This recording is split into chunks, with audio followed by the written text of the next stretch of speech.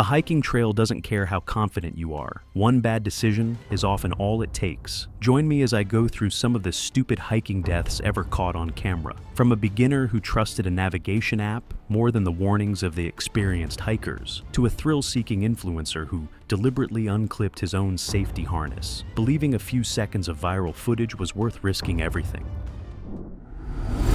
It was Friday, the 14th of June, 2019.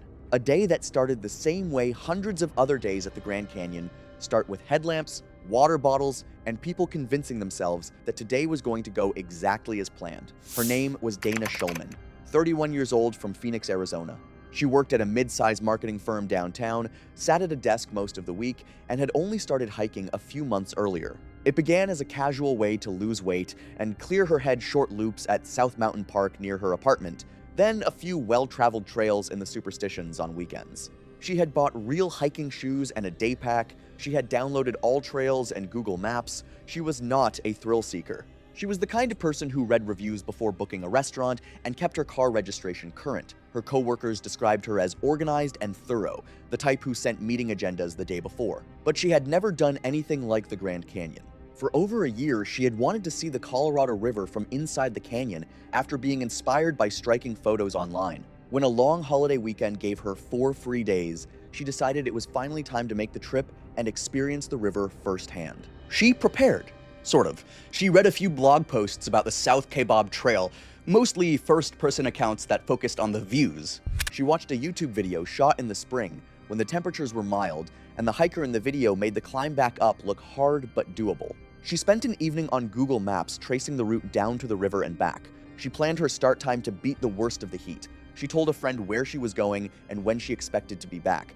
By the time she packed her bag the night before, she had done what most casual beginners would consider a thorough job of getting ready. Now, knowing how it ended, I realized the issue wasn't a lack of effort, it was actually inexperience. She lacked the knowledge to recognize the danger that she was facing. The forecast for that Friday was not ambiguous. Temperatures on the rim were expected to reach the low 90s. On the canyon floor, near the river corridor, it was going to be close to 112 degrees Fahrenheit by early afternoon. The National Park Service had been issuing heat advisories. Their guidance was specific. Do not hike below the rim between 10 a.m. and 4 p.m. during peak summer heat. The warnings were on signs, on the park website, on kiosks at the trailhead. They were not hidden. Dana knew it was going to be hot. Her calculation was that she would start before sunrise, reach the river quickly, take photos, and return to the rim before the temperature peaked. She believed she was physically capable of, that she was young and reasonably fit, but she had no real understanding of how elevation gain affects the body. She had never hiked more than 6 miles in a day. She had never climbed more than 1,500 feet in a single stretch. South Kaibab would demand nearly 5,000 feet of ascent on the way out. She assumed there would be shade in the lower canyon. She assumed there would be water access along the way. Both of those assumptions were wrong, and in my view, they became 2 of the most consequential mistakes she made that day. She arrived at the South Kaibab trailhead before sunrise around 4:45 a.m. The parking area was already active. This is normal for a summer Friday at the Grand Canyon. Other hikers moved around in the pre-dawn dark with headlamps, checking pack straps, filling water bottles at the station near the trailhead kiosk. The air was cool, maybe 65 degrees. There was a light breeze. It felt like a perfect morning. Rangers were stationed at the trailhead, as they regularly are during high heat periods. They were speaking with visitors, handing out printed heat advisory cards, and pointing people toward the water stations. A whiteboard near the trailhead listed the expected high temperature in the inner canyon, 112 degrees Fahrenheit. The warnings were visible and spoken aloud. A couple from Colorado later told investigators they had a brief conversation with Dana near the trailhead. They were preparing for a shorter out-and-back hike, and she approached them to ask whether South Kaibab was the fastest route down to the river. They confirmed it was. They also told her that the climb back out was brutal, long, fully exposed, with no water sources anywhere on the trail. She nodded. She seemed excited, maybe a little nervous. She thanked them and moved on. The woman from Colorado later recalled thinking that Dana's pack looked small, but she didn't say anything. A fellow hiker later told investigators her pack appeared unusually light for a river hike, and estimated she was carrying only a limited water supply, though he chose not to intervene. Dana's gear consisted of a day pack, about 3 liters of water, energy bars, a phone, and a backup battery. She carried no electrolyte supplements, emergency locator beacon, or paper map, relying instead on a screenshot of the trail map stored on her phone. She was wearing trail running shoes sufficient for the maintained trail and lightweight synthetic pants. She had a hat and sunglasses. She looked like someone who had watched a few YouTube videos and bought gear at REI. She was not the worst prepared person to ever start down South Kaibab, but she was far from the best. South Kaibab is one of the most dramatic trails in the American National Park System. It drops approximately 4,800 feet, over roughly 7 miles to the Colorado River, and it accomplishes most of that drop in the open. There are almost no trees on South Kaibab. There is almost no shade. It is a series of exposed switchbacks carved into the canyon wall, and on a clear summer morning, the views from those switchbacks are the kind that make you stop walking entirely just to look. The sunrise was hitting the canyon walls in horizontal layers of orange and pink and deep red as Dana made her way down, and she was taking photos frequently. That's documented. Her friend later provided text messages sent from the trail that morning, and the tone was unmistakably joyful. She texted that the place was unreal, that she was already way deeper than she had expected. She noted that the trail was steeper than she had imagined, a comment that almost every first-time South Kaibab hiker would recognize. She passed hikers who were already on their way back up, experienced canyon hikers who had started their climb out before dawn to beat the heat. I've even read several witness accounts of people mentioning the heat to her. One woman, a seasoned backpacker from Flagstaff, told her directly that she should consider turning around before 10 a.m. The exchange was brief and friendly. Dana was polite, but she felt good. Her heart rate was elevated but manageable. Her legs were responding well. The river was pulling her forward with that particular magnetism that the bottom of the Grand Canyon seems to generate. If you're a hiker like me, that feeling of physical competence is real, and it's also one of the canyon's most effective traps. The descent is rewarding in a way that sedates your risk-sensing instincts. You feel good, so you assume things will continue to feel good. But your body has been spending energy and water the entire time, and none of that gets paid back on the way down. It all comes due on the climb. She reached the river corridor, the area adjacent to the Colorado River at the canyon floor, around 9 a.m. She sent another message to her friend. "Made it! Not as hard as everyone said." Her friend responded, "Be careful coming back. Heat is no joke." That exchange, timestamped and later recovered from her friend's phone, placed Dana at the river after roughly 4 hours of descent. She had covered nearly 7 miles and dropped close to a mile in elevation. She took photographs near the water. The river was there, exactly as she had imagined it. Narrow, muddy brown in the summer light, with canyon walls rising thousands of feet into the sky on every side. She still had about 2 liters of water left she had drunk, only 1 liter on the descent. That was her first serious mistake. In dry heat, you should be drinking constantly, not waiting for thirst. By the time you feel thirsty, you're already behind. She didn't know that. She sat on a rock, ate half an energy bar, and pulled out her phone. The temperature was already climbing past 90 degrees at the river. It was going to get much worse. The plan, as she had conceived it back in Phoenix, was simple. Rest at the river for 20 minutes, then start the climb back out. Stick to South Kaibab. Stay on the trail. That plan was going to be hard. It was going to require real effort in genuine heat, but it was executable. People complete that exact route every day throughout the summer. I've even done it myself. Instead, she opened the hiking app on her phone, a popular trail finding app that works offline with downloaded maps. Weeks earlier, while planning the trip, she had saved a pin for a viewpoint called O'Neill Butte. The photos online showed a dramatic overlook of the canyon's inner gorge.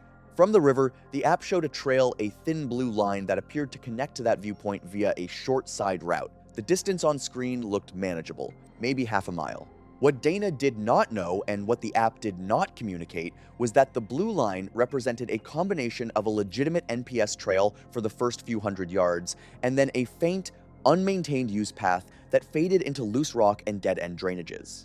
The app did not distinguish between maintained trails and social trails. On a 5-inch phone screen, with the sun already bright, the difference looked like nothing at all. She made a calculation that many beginners make. "I came all this way. I'm right here. It's just a few more minutes." She sent a text to her friend, "Going to check out a viewpoint real quick, then heading up." Her friend replied, "Don't go off trail. Please just start climbing out." Dana did not respond. A backpacker in the area had the last confirmed encounter with her. He was filtering water near the river and noticed a young woman standing at the edge of a dry wash, staring at her phone with a concentrated frown. He approached and asked if she needed help finding the main trail.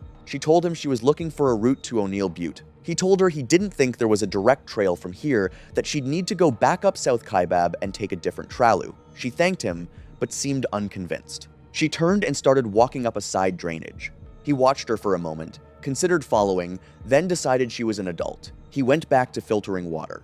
No one saw Dana Schulman again after that. Now, I should note that everything from this point forward was reconstructed by investigators. They worked from her phone's GPS data, her text messages and their timestamps, location pings from her carrier's network, and the 911 call. What follows is their best reconstruction of what happened. Where the evidence is direct, I'll say so. Where investigators and experts are drawing conclusions from physical evidence, I'll say that too. She kept moving after the backpacker left. The GPS data shows continued movement away from the main corridor, heading east-northeast into terrain that does not appear on any National Park Service map as a maintained route. The temperature was climbing past 100 degrees by 11 a.m. In the inner canyon away from the river, with no breeze and the sun angling down between the walls, the air does not just warm up, it accumulates heat. The rock walls absorb it all morning and begin releasing it back. Standing anywhere in that environment without shade is the physiological equivalent of sitting in a parked car with the windows up. She texted her friend around 11:30 a.m. The trail got weird. Not sure I'm going the right way. That message, timestamped and recovered later, is one of the more significant pieces of evidence in the investigation because it marks the moment when she recognized something was wrong but hadn't yet escalated it to an emergency. Her friend reading that text in Phoenix replied immediately, "Go back to the main trail. Do not keep going. Turn around." Dana's response was, "I think I'm almost there." That response, measured against the GPS data from that same time window, is very likely incorrect. Investigators believe she was already moving away from any maintained trail and further into unmapped terrain. The viewpoint she was trying to reach was not close. It was over a mile away, across a series of small ridges and dry washes. The route she was on was not the one she thought she was on. But from where she was standing, looking at her phone, with the blue line showing a destination just ahead, it probably felt like she was nearly done. Most of us have been in a version of that situation, slightly lost, but confident we're about to figure it out. The difference between that experience in a city park and that experience in the inner Grand Canyon in June is the difference between inconvenience and a survival situation. She was burning water her body could not replace. The electrolytes she hadn't packed were already a deficit her muscles were starting to feel. And every step she took was a step taken in the hottest part of one of the hottest places in North America. The terrain Dana was moving through, reconstructed from the GPS track, was consistent with the landscape that exists just off the maintained corridors in the inner canyon. It is not dramatic in the way that canyon terrain is usually described. No sheer cliffs, no technical climbing. It is subtler and in some ways worse. Loose rock underfoot that shifts when you step on it. Dry washes that look exactly like trails but lead to dead ends or down into side drainages that have no clear exit.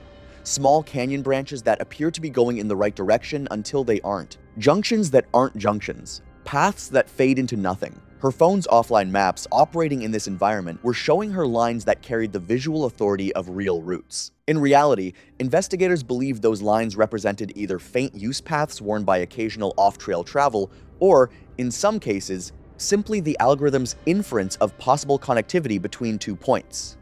The app was doing what it was designed to do. It just wasn't designed for the Grand Canyon Inner Canyon in June with a dehydrated hiker making decisions under advancing heat illness. Her texts became less frequent and shorter. The one that stands out arrived around 12:45 p.m. This doesn't look right. Those 4 words are the clearest signal in the written record that she understood she had made a mistake. Her friend, who had been growing increasingly anxious, began calling. The calls went to voicemail. Whether she couldn't hear them over the terrain, or whether the signal was too weak to connect consistently, or whether she was already in a condition where answering a call felt impossible, the records don't definitively say. What the GPS data does show is that during the period following that last text, her movement became erratic in a very specific way. Short bursts of movement in one direction, then a stop, then movement in a different direction, then backtracking over ground she had already covered. This is the GPS signature of someone who is lost and trying to reorient, moving towards something that looks promising, discovering it isn't, reversing, trying again. Investigators estimated she spent over an hour in this pattern from roughly 1 p.m. to 2:15 p.m. Every minute of that hour was a minute spent in temperatures that had reached 110 degrees Fahrenheit in full exposure, with her water running dangerously low and no shade available. The physical cost of that hour was compounding in ways that would very shortly take the decision-making out of her hands entirely. By mid-afternoon, around 2 p.m., the inner canyon temperatures were near their daily peak of 112 degrees Fahrenheit. The sun was as high as it gets, which meant the canyon walls cast almost no shadow at that hour. The rock's surface temperature, the actual temperature of the ground she was walking on, was substantially higher than the air temperature above it, likely exceeding 140 degrees Fahrenheit. Dana had been on her feet and moving for nearly 10 hours. Heat illness doesn't announce itself clearly. It builds in stages, and the cruelest part of how it works is that by the time it begins affecting your judgment, you are no longer reliably able to recognize that your judgment is affected. Medical experts who consulted on the investigation described the likely progression in detail, and it's important because it explains what the phone data shows during this period. In the early stages, the body does everything right, sweating heavily to cool itself, increasing heart rate to circulate blood, directing resources to the muscles.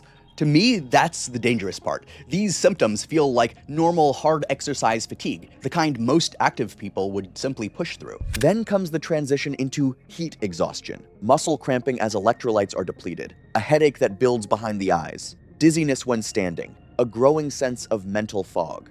These are warning signs. They are also easy to misread as ordinary fatigue when you believe you are almost to safety. The stage beyond that heat stroke is where the brain itself is affected. The internal temperature regulation system begins to fail. Core body temperature rises past 104 degrees Fahrenheit, and the brain cannot function normally. Confusion sets in, not as a vague sense of being off, but as a measurable deterioration in the ability to reason, make decisions, and assess situations accurately. People in this stage often believe they are fine. They often believe they are close to help. They often believe that they're close to help. They often keep moving when the only correct action is to stop. Dana's phone logs from this period show repeated opening of the map application dozens of times in quick succession, as if she was looking at the screen, not understanding what she was seeing, closing it and opening it again. The GPS pings show frequent stops. The movement patterns are consistent with someone struggling to process visual information. She sent one last text to her friend around 2:20 p.m. It said, "Tired, no shade." Her friend's response was immediate and urgent, telling her to sit down and that she would call 911. Dana did not reply. Her friend called Park Dispatch within 2 minutes. Based on the GPS position at that time and the topography of the area, investigators believe her assessment of no shade was accurate. In the terrain she was in, at that time of day, there was likely no meaningful shade available within any reasonable distance. The canyon walls were too low and too far away to cast shadows at that hour. She kept moving slowly, erratically. Investigators believe she continued because she was still convinced that safety was just ahead of her, a trail, a ranger, a water source. That belief, in her physiological state at that point, was most likely a product of the confusion that comes with advancing heat illness rather than any clear-eyed assessment of her situation. The canyon looks similar in many directions. Looking at the terrain, I can understand how someone in her condition might believe that the next ridge was the last obstacle standing between her and help. Her water was gone. Both 5-liter bottles were empty. She had stopped sweating, a critical sign of severe dehydration and impending heat stroke. The call came in at 2:37 p.m. The dispatcher who took it noted the caller's voice immediately strained, labored, breathing audible and fast in a way that wasn't consistent with normal exertion. There was a quality to the speech that experienced dispatchers recognize, words that came out slightly slower than they should have, a flatness that indicated someone operating at the outer edge of their cognitive capacity. The dispatcher moved through the standard questions: name, location, how much water she had left, any landmarks she could see, physical symptoms. Dana answered all of them, but the answers were problematic. Her name came through clearly. Her location did not. She said she could see canyon walls, which was true of every point in the Grand Canyon. She believed the river was somewhere behind her, but based on the GPS data recovered from her phone, that belief was incorrect. She had wandered nearly a mile from the river corridor. When the dispatcher asked which direction she had come from, she said uphill, which was not specific enough to be useful. The dispatcher asked her to open her phone's emergency GPS sharing feature. Dana tried, but the connection was too slow to complete the handshake. The dispatcher attempted to ping her phone from the dispatch center's system, but the canyon walls degraded the signal to the point that the returned coordinates had an an error radius of nearly 1,000 feet, the difference between one drainage and the next. The dispatcher made the call quickly. This person was suffering from serious heat illness and did not know her precise location. That combination, in that environment, was a search and rescue situation. The instructions came clearly and directly. Stop moving, find any shade, even partial shade, a shadow from a rock outcropping, anything. Sit down and stay down. Do not use energy trying to hike out. Conserving what her body had left was the only thing she could do that would help the people who were already being mobilized to find her. But get this, the call didn't end there. It continued for nearly 9 minutes. What happened over those 9 minutes was a slow unwinding. Her speech got slower. The pauses between sentences stretched from 2 seconds to 5 seconds to 10 seconds.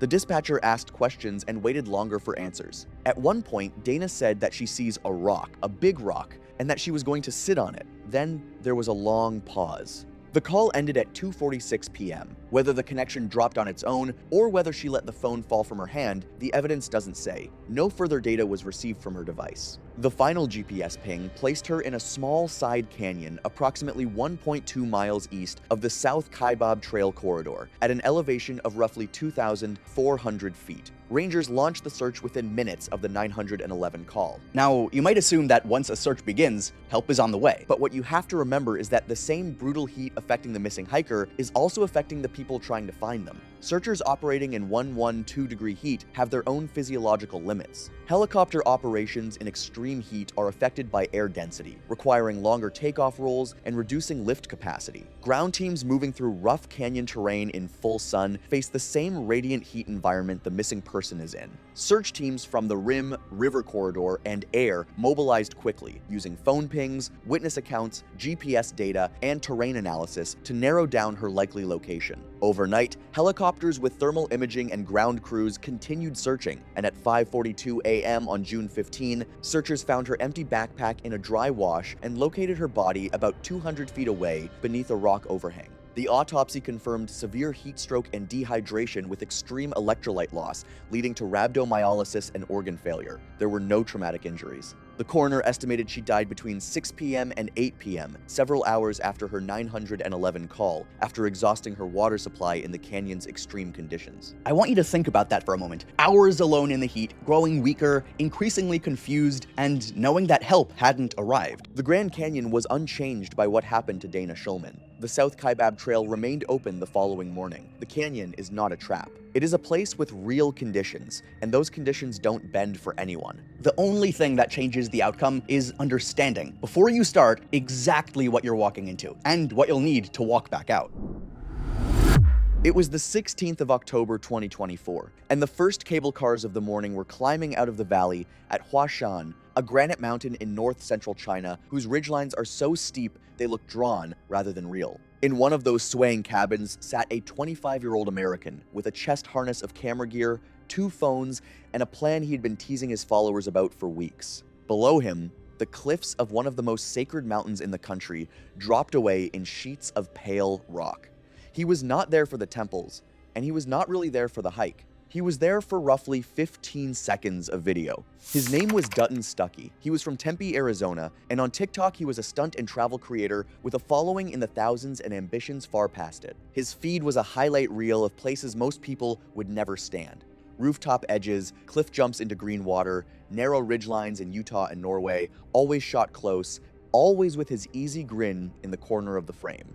He was not reckless in the way people assume. He planned obsessively, scouted everything, and had never once been seriously hurt. That record was the most dangerous thing he owned. Here is the part of this story you have to sit with first. Dutton did not wake up that morning planning to gamble his life for strangers. He woke up planning content, the same as every other morning. Because when your identity, your sense of worth, and the career you are chasing all come from one app, the question is never whether a video is safe. The question is whether it will perform. Thousands of followers sounds like success to most people, but I see them as a number that'll only end up ruining you the more you obsess over it. Huashan is one of the 5 great mountains of China, a place Taoist hermits have climbed for more than 2,000 years, rising out of Shanxi province about 80 miles east of the old capital of Xi'an. It has 5 peaks, and the south peak is the highest of them, at just over 7,000 feet, a dome of bare granite with temples and stone stairways carved into it. It is a national 5A rated scenic area, the highest designation China gives,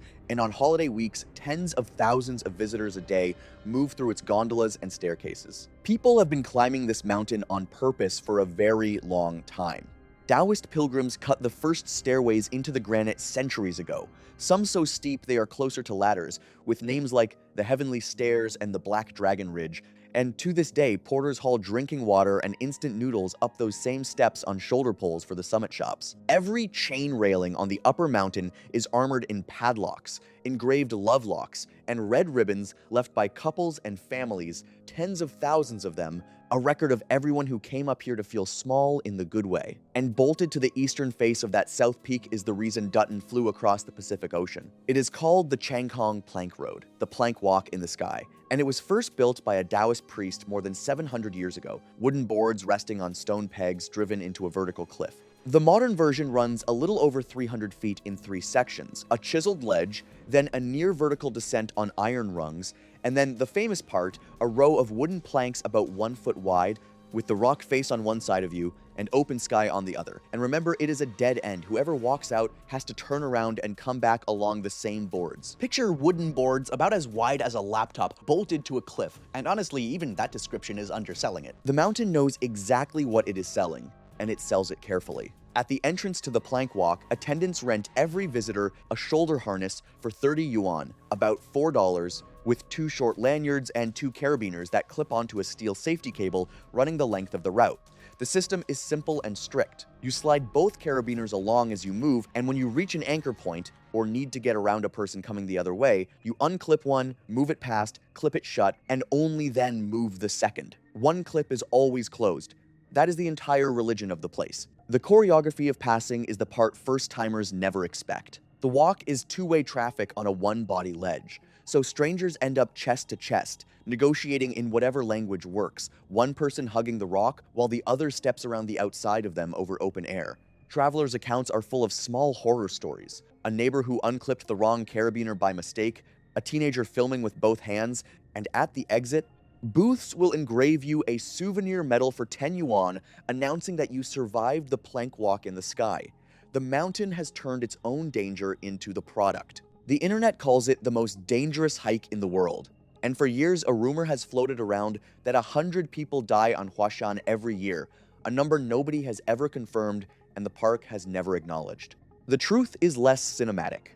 The mountain's grim reputation comes mostly from its ancient staircases in the decades before railings and cables, while the plank walk itself, with the harness system, has been remarkably controlled. The gear is worn and the operation is informal, but the math only fails when somebody takes themselves out of it. Guides will tell you the cable has worked for years precisely because nobody tests it, the same way a fence works until somebody climbs it, and in all the footage from that route, almost nobody ever had. 2 carabiners stand between every visitor and the bottom of that cliff, and I need you to remember the number 2. Dutton had been studying that math for a different reason. There is a whole genre on these platforms. Climbers and daredevils hanging one-handed off cranes, sitting on skyscraper ledges, dangling off cliff lips with their feet swinging over nothing, and the numbers on those videos are not normal numbers. His own biggest video, a little over 1 million views, was him hanging off a sandstone edge in Utah with no rope. He knew precisely what the algorithm paid for, and it was not scenery. It was the unprotected human body in places where it should not be. I have watched hundreds of those clips researching these stories, and the cruel part is that the audience is not lying. The views are real, the sponsors are real, the career is real. The internet will happily pay a young man to stand closer and closer to the edge of his own life.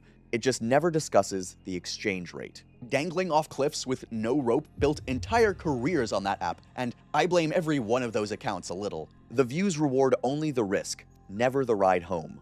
Getting there was the easy part, and his vlogs documented all of it. The long haul across the Pacific and the connecting flight into Xi'an with his roommate and cameraman, a quiet 26-year-old named Reed Haggerty. The bullet train to Huashan North Station, barely half an hour. The shuttle bus winding half an hour up the Gorge Road to the West Peak cable car, then the cable car itself, a 20-minute ride over ravines that already had tourists gasping, and then the stone stairways toward the South Peak, through chain railings padlocked with thousands of red prayer ribbons and engraved love locks. They spent the night before in Huayin, the small city at the mountain's feet, in a hostel room with a window that framed the dark mass of the mountain blotting out the stars along the southern sky. Dutton posted a teaser that evening, his face in the dark with the lit cliffs behind him, promising his followers the most dangerous hike on Earth in the morning. Posted through the roaming data on his American phone plan, since the app does not work on Chinese networks, the clip pulled tens of thousands of views while he slept. Reed would tell investigators later, in so many words, that the trip had felt charmed up to that point. Smooth flights, perfect weather, a feed full of people telling his best friend to be careful and not meaning it. By late morning, the two of them were standing in the line for the plank walk, and the line itself is its own warning. Visitors wait on a narrow rock shelf with 2 iron chains for a railing and no harness yet, while everyone who has finished the walk squeezes back through the same bottleneck in the opposite direction.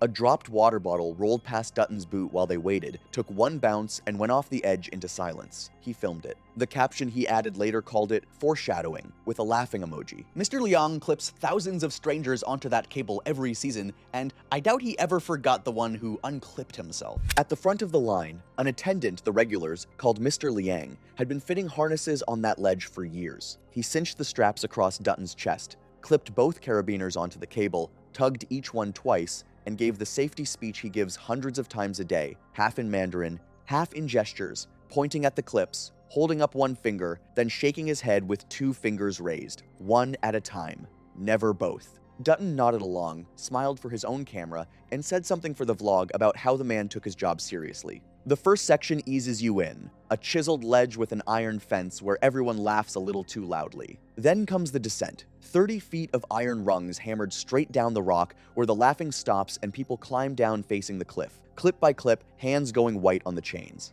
And then you step sideways onto the planks themselves, and the planet simply ends. 1 foot of weathered wood, polished smooth by decades of shuffling sneakers, the granite wall pressed against your shoulder, and below your heels, a drop of nearly 1,000 feet before the cliff even begins to lean back. People describe their first step onto that wood in religious terms. Knees refusing orders, hands moving on their own, and a strange tunnel quiet. The murmur of the queue gone, only wind and breath left. His first run across those planks was completely by the book, and I wish with everything that he had just stopped there. One safe, beautiful video was already sitting on that phone. Dutton's first pass, the one almost nobody talks about, was flawless. He went out midday with the crowds, both carabiners singing along the cable, GoPro in his teeth half the time, and did everything right. He shuffled sideways like everyone else, pressed his chest to the rock when oncoming hikers passed, moved 1 clip at a time around every anchor, waited his turn at the famous corner where the boards bend around the cliff. Reed filmed him from behind. The footage was beautiful. The mountain had handed him a perfectly good video. They ate instant noodles on the South Peak afterward, and Dutton scrubbed through the clips with his thumb, and the people who were with him that day say his face just slowly closed down. It looked, he said, in so many words, like every other Huashan video ever posted. Same planks, same harness, same nervous grin. There were already 100,000 of those online, filmed by Chinese tourists for Douyin, the version of the app that actually works inside China, and by every backpacker who had come through with a GoPro since the route got famous. He scrolled the mountain's hashtag right there at the table, hundreds of identical thumbnails, and the people with him remember him saying, in so many words, that being one of 100,000 was worse than never coming at all. That review session on the summit is the moment I would freeze if I could. The safe video was already on the phone. The trip was already paid for. The mountain was already conquered. His mother was already going to see it. Every single thing he came for existed by noon. What happened next was not about getting the shot. It was about getting a shot nobody else had. Reading a comment section can do more damage than any cliff, and I mean the comments daring him to lose the rope. His plan crystallized over that lunch, and Reed would later describe arguing against it for an hour, in so many words, and losing. They would wait until late afternoon, when the tour groups thinned out and the light went gold, and go back out a second time. Out near the far end of the planks, where the cable sags between anchors and the cliff swallows the sound, Dutton would hand his phone to Reed, and he would do the thing his comment section had been daring him to do for 2 years. He would take the harness out of the picture. Reed's side of that argument deserves to be remembered, because he made every point a safety officer would have made. He said the harness could be cropped, blurred, edited around. He said the comment section would dare him right up to the edge and then post crying emojis afterward. He said the difference between this stunt and the Utah one was that Utah had a ledge 4 feet down. And then he ran into the wall every friend of every creator runs into, which is that you cannot clip an adult to a cable against his will, and being there with him felt safer than letting him come back alone with a tripod. A few minutes past 4:30, roughly an hour before the route stopped admitting people for the day, they were back at the entrance, paying 30 yuan each for the second time that day. The ledge was nearly empty now. Mister. Liang fitted the straps again, and the people behind them in line that afternoon remember him being slower about it the second time, looking at the camera rig, looking at Dutton's face, repeating the gesture with the 2 raised fingers and the shake of the head. There is no rule against walking the planks twice, and there was no rule against most of what was about to happen, because nobody had ever needed one. Going back for a second pass near closing time tells me everything. He wanted that walkway quiet and nobody watching. They worked their way out past the corner, past a pair of hikers heading home, to the stretch Dutton had scouted on the first pass, a quiet run of boards near the route's far end, with clean rock above and nothing below but evening haze. The sun was dropping toward the ridgelines to the west, and the cliff had turned the color of honey. Reed braced himself against the wall a few feet away, both his own carabiners locked, and started recording.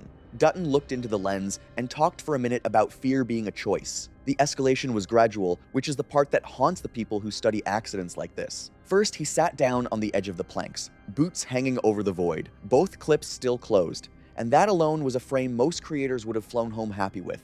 Then he leaned back on his palms. Then he asked Reed whether the lanyards were visible in the shot. They were. Of course they were. That is the entire point of them. 2 bright slings running from his chest to the cable-like seatbelts in a car commercial. Passing another hiker means one clip comes off for a moment, and believe me, the second is never supposed to open. So, he unclipped one. Click, off the cable, and he tucked the lanyard back over his shoulder, out of the frame. One carabiner still held him, which technically kept him inside the system. The same single-clip state every hiker passes through for a few seconds at every anchor point. He checked the frame again. The remaining slings still cut across the bottom of the shot, one thin line of webbing between this video and the million-view video, between looking brave and being brave. Reed told him in so many words that it looked fine. Dutton did not agree. What he wanted has a name in that corner of the internet. The Free Solo Look. No rope, no rail, no strap, just a human being. And the air. The grammar of the most viral climbing footage ever shot. Audiences scroll past safety the way they scroll past ads. Dutton knew his comments section by heart,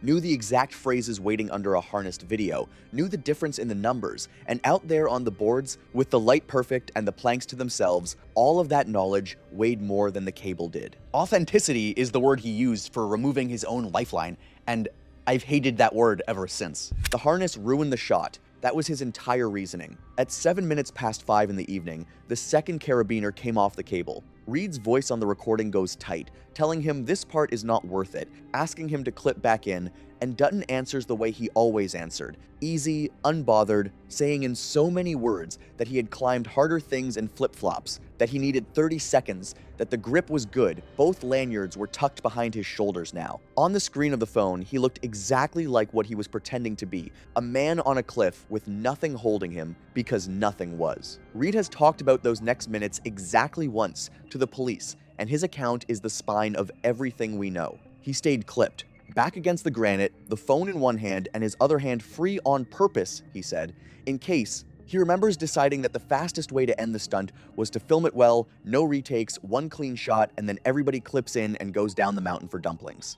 He remembers the wind being almost nothing. He remembers thinking the light really was perfect and hating himself for thinking it. Both carabiners hanging open on his chest meant nothing on that mountain was holding him anymore, and it kind of makes me sick. Then, he did the thing he had flown 8,000 miles to do. He turned to face the mountain, knelt down on the boards, took the worn front edge of the planks in both hands, and lowered his body off the walkway until he hung at full extension over the east face of the south peak, arms straight, feet swimming gently above 1,000 feet of nothing.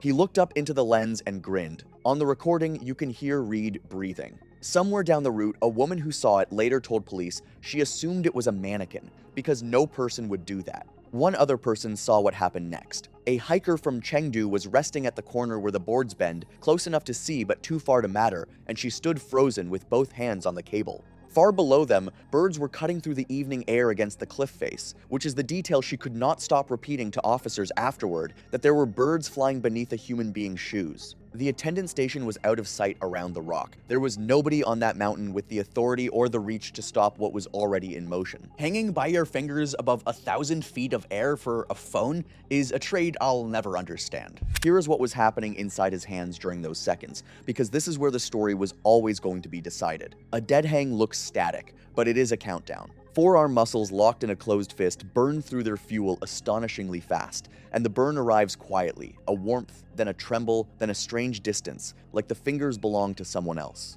The boards he gripped were not a gym bar. They were hand-worn wood, rounded at the lip, faintly gritty with dust, and his palms had been sweating since the second carabiner opened. On the recording, the hang lasts 26 seconds, and the people who have seen it say you can watch the transaction happen in his face. Second 5, the grin, the eyebrow raise, the money shot already banked. Second 12, the grin tightens at the corners as the forearms send their first invoice. Second 18, his feet stop swinging and go still, the body instinctively cutting every gram of wasted motion. And Reed's voice says, "Come up now," twice, no longer sounding like a cameraman. Second 20, Dutton starts the pull. That was supposed to be routine.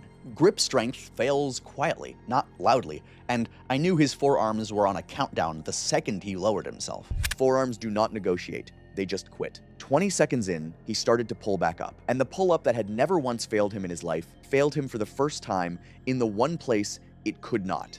His elbows bent, his chin reached the level of the planks, and then his right hand, repositioning for a higher hold on the smooth edge, slid. The recording shows his whole body drop 3 inches and catch on one arm. The grin disappeared. What replaced it, frame by frame, was the expression of a man doing arithmetic he had never planned to do, with numbers that were already finished. Pull-ups in a gym are nothing like one pull-up over a void, and I could feel his arms giving out from here. Reed moved faster than thinking. He dropped to the boards on his knees, still clipped, and lunged for the wrist that was still holding, and his fingers closed on the cuff of Dutton's jacket sleeve. For 1/2 of 1 second, there was a connection between them, nylon and fingertips, 26 years old holding 25 years old above the bottom of the world. Then, the fabric pulled through. Anyone who has studied falls will tell you that no grip in the world arrests a falling adult by a jacket cuff. It did not matter. Reed will measure that half second for the rest of his life. Reed got 2 fingers on his friend's sleeve, and that half second is something I wouldn't wish on anyone. At 11 minutes past 5 in the evening, Dutton Stuckey came off the plank walk in the sky. There was no scream on the recording. The witnesses all said the same impossible thing, that it happened in complete silence. Just the shape of him dropping away from the boards and growing smaller against the granite until the east face of the south peak took him out of view. He fell nearly 1,000 feet to the first broken terraces of the cliff. Nobody on that mountain could reach him, and no fall of that height leaves anything for a rescuer to do. He was gone before the echo of Reed's shout came back off the rock. Silence is what every witness on those planks described next, and I have thought about that lack of sound for weeks. The attendants cleared and closed the plank walk within minutes, and scenic area police led Reed, still clipped to the cable and unable to stand, back along the boards he had just watched his best friend leave.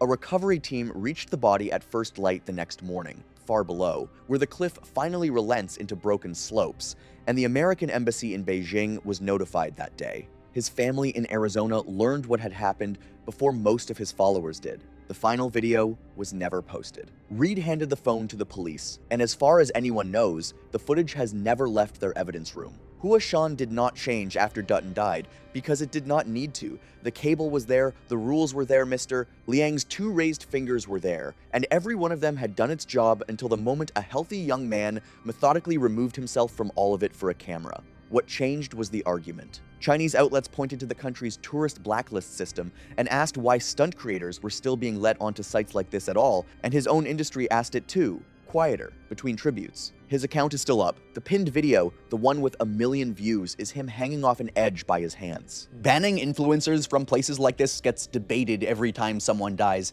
and I finally understand both sides of it. The mountain kept its rules. He was the one who left them. It was March 14th, 2023 in Scottsdale, Arizona, when the idea of hiking Angel's Landing in Zion National Park first became a fixed plan tied to a specific summer trip. That evening, a screenshot of an Angel's Landing summit photograph was posted. Within hours, it drew multiple reactions, including a question about whether access had already been secured. Vienne Jemison was 51 years old. She lived in northeastern Scottsdale near the edge of a large desert preserve and worked in pharmaceutical sales, a field defined by persistence, composure under rejection, and long-term goal pursuit. She was an active recreational hiker with consistent experience on desert trails in Arizona and occasional trips to higher elevation terrain, reflected in her regular outdoor activity and documented hikes. It never really became a full hiking plan in the environmental sense. It narrowed early into a single objective, getting onto Angel's Landing, permit or not. Everything else, water, heat, turnaround decisions, stayed secondary to that. Access became the defining constraint she organized everything around. In January, February, and March, she entered the permit lottery multiple times and did not secure a date for her planned summer trip. Early responses to the results were restrained frustration, followed by continued attempts and informal advice seeking about better odds or alternative dates. By April, her framing had shifted. The permit system stopped being something she was working within and became something she was working around, reinforced by framing it as administrative rather than safety-driven. The focus shifted away from the hiking conditions behind the restriction and toward removing the restriction itself. I'm not going to overthink it, but she didn't get a permit. She didn't even get it after multiple tries. And at some point, you can kind of see the focus start shifting away from the trail itself and more toward finding a way around it. Her subsequent research shifted toward bypass logistics rather than trail conditions, enforcement timing, checkpoint locations, penalties for unauthorized access, and alternative approaches using the West Rim route from Lava Point. The evaluation framework moved from whether the hike was manageable under conditions to how it could be completed outside the permit system. What I really don't see here is how uneven the attention is between the system she was trying to get through and the actual conditions she was stepping into. Even with forecasts pointing to sustained triple-digit heat, that information never carried the same weight as the access problem. It stayed secondary in the planning.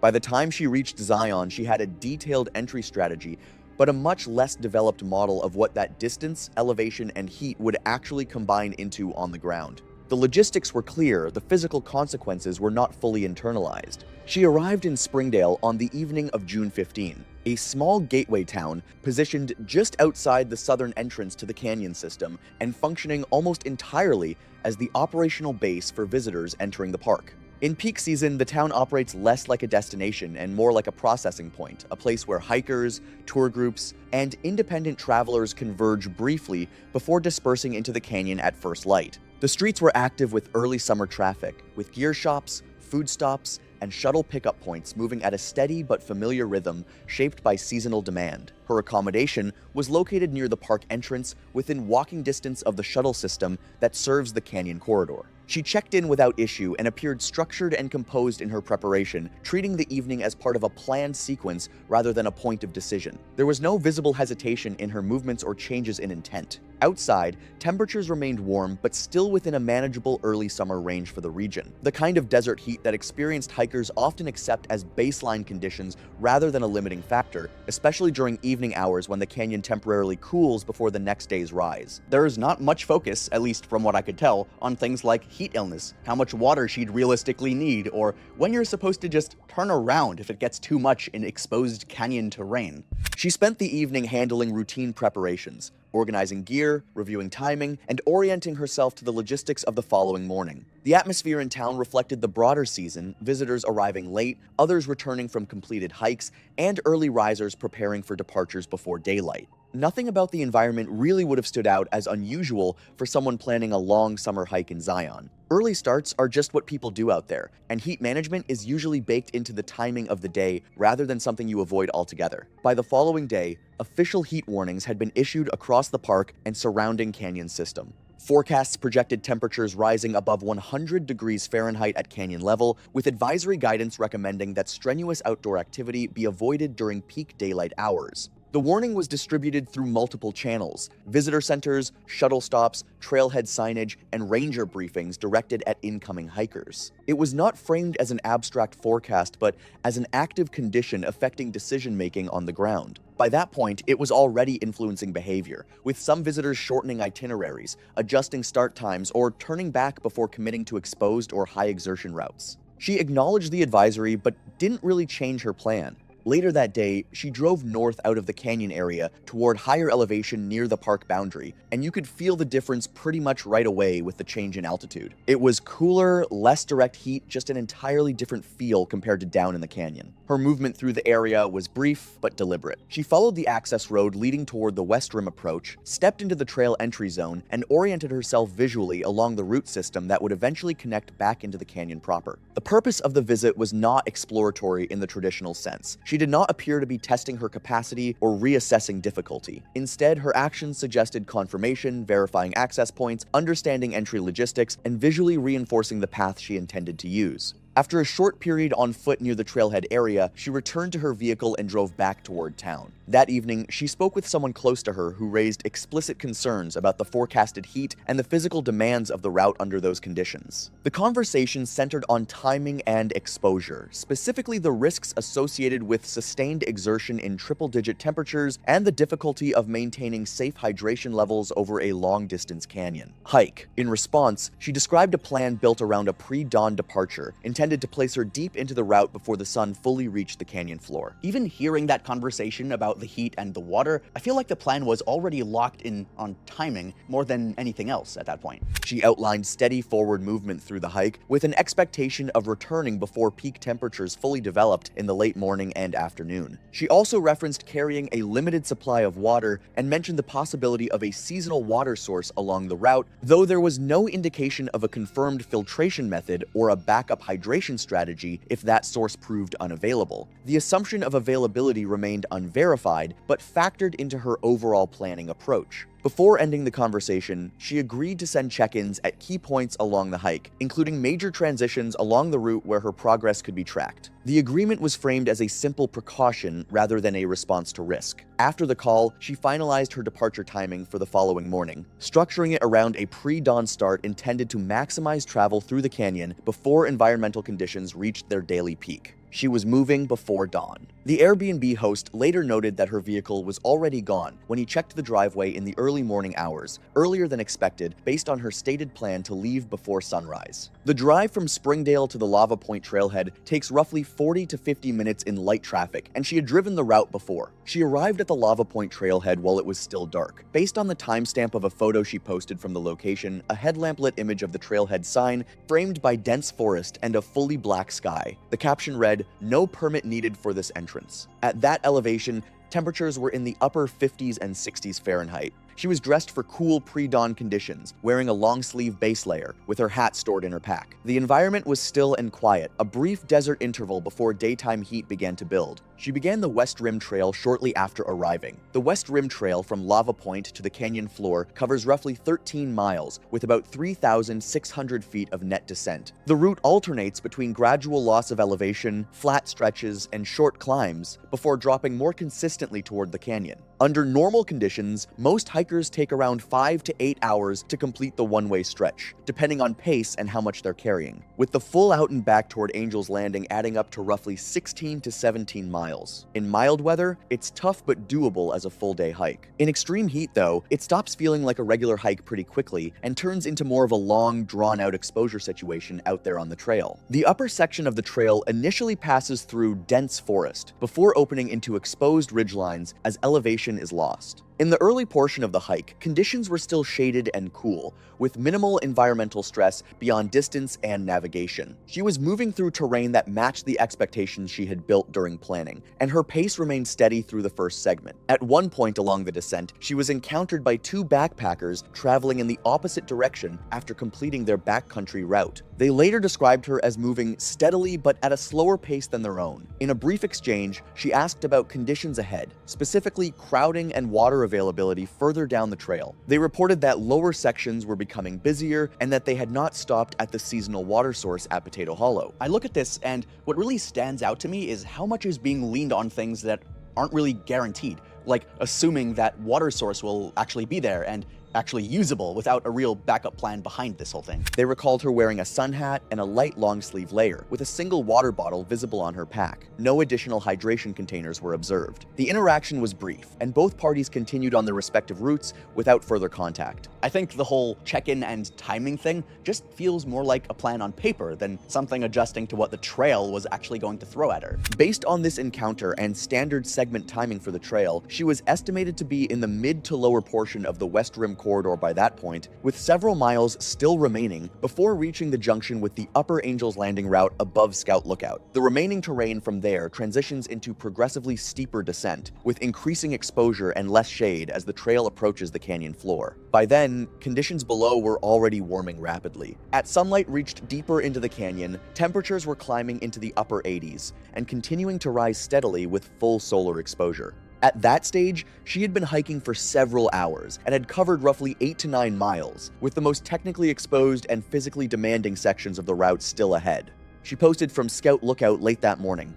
The photo showed her at the edge of the lookout platform, the canyon stretching behind and below her under a high, harsh sun. She was smiling.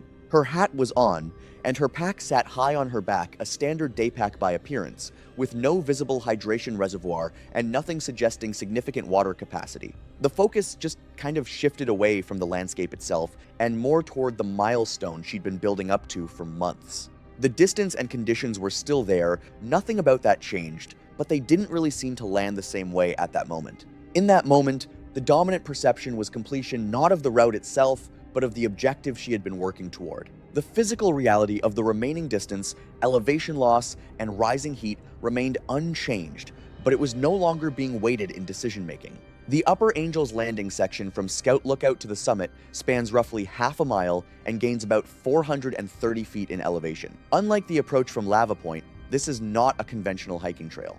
The West Rim descent below it is still a maintained path, with defined tread and predictable footing, even if demanding in length and exposure. The chain section, by contrast, is a narrow ridge traverse with fixed chains anchored into sandstone, following an exposed spine with steep drop-offs on both sides. The rock itself is generally solid when dry, but the route requires constant attention and deliberate movement.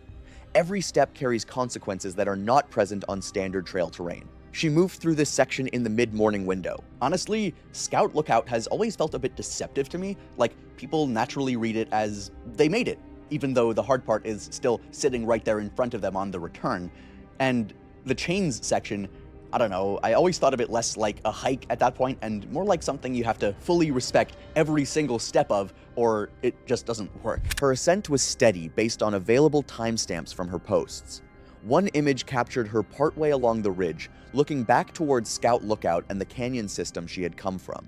Another showed her at the summit, where the terrain opens into a wide, elevated panorama of southern Zion, with the Virgin River visible below and the canyon floor stretching outward through sandstone formations and tree-lined corridors. The summit post marked the completion of the climb and a brief pause at the top before she began her return.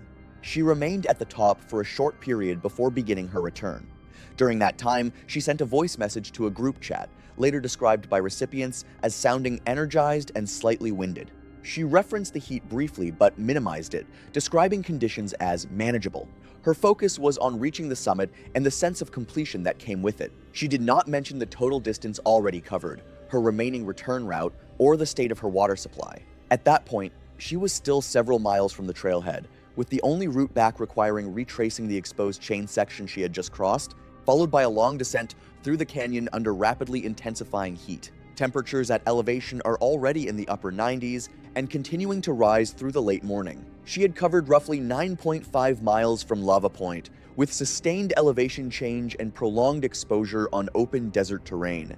The descent toward the canyon floor had already removed most of her elevation buffer, leaving her roughly 5,800 feet above sea level, with a final return still requiring a steep climb out of the canyon system after completing the lower sections. Ahead remained the chain section, the switchbacks below Scout Lookout, and the long canyon approach to the trailhead a short distance on a map, but a significant physical effort after hours of continuous movement in rising heat. Under normal conditions, this return is hard but still doable. Here, though, it really wasn't in that normal space anymore. She was already tired, low on water, and moving straight into peak heat where everything just kind of piles on at once: fatigue, dehydration, and heat all feeding into each other. Heat exhaustion at this stage was no longer a discrete event, but the continuation of an accumulating physiological decline where fatigue, dehydration, and heat exposure reinforced each other and progressively degraded coordination and judgment. There are no definitive witness accounts of her condition during the descent through the chain section. Two hikers moving in the opposite direction later described her as steady and unremarkable, consistent with many solo hikers navigating the same terrain. She was not observed requesting assistance or showing overt distress. She passed below Scout Lookout. Whether she paused there is unknown, and no reliable accounts place her resting despite the high foot traffic. From there, she continued onto the switchback descent toward the canyon floor, still within terrain that required attention, but now under increasing heat stress and accumulated fatigue. One thing that sticks with me is how the summit can mess with your sense of where you're on the hike, because it feels like the goal is done, it's over with. But the reality is, you still have a long, exposed walk back in worsening heat. The trail below Scout Lookout descends through a series of switchbacks carved into the canyon wall before eventually meeting the main canyon trail that leads toward the Grotto trailhead. The terrain here is less exposed than the chain section above, but it is not straightforward. The grade remains steep, the footing shifts between packed sand and loose gravel, and the rock walls on both sides hold and re-radiate heat long after direct sun exposure, turning the corridor into a sustained warm zone with limited relief. Shade is minimal, and by late morning canyon, temperatures in this section typically reach the upper 90s and can approach triple digits. Roughly a third of a mile below Scout Lookout, the main trail curves around a rock outcrop. Right there, there's also this worn-down side path basically formed just from people repeatedly walking it over time that splits off from the main trail and leads back to a small overhang tucked just off to the side. The overhang casts intermittent shade on the rock beneath it, creating a visible contrast against the surrounding sunlit sandstone. To a passing hiker, it can resemble a natural pause point, a place to step off briefly, catch breath, or escape direct heat. Whether Vienne Jemison intentionally moved toward that shaded area in search of rest, or whether her navigation had degraded enough under fatigue and heat stress that she followed the worn path without clear intent, is not established. Both interpretations remain consistent with the physical evidence recovered at the scene and the medical findings regarding her condition at the time of the incident. What is established is that she left the main trail at that point and moved onto terrain that was no longer part of any maintained route. The ground transitions quickly from compacted sand to uneven sandstone slabs with a noticeable slope and intermittent drop-offs. These surfaces are not inherently unstable, but they demand precision in foot placement and full attention to balance. Under normal conditions, they require care. Under conditions of fatigue, dehydration, and heat stress, they leave very little room for error. The fall was not witnessed. Her final footprints indicate movement off the main trail and onto the unmaintained section before disappearing near the edge of the ledge system.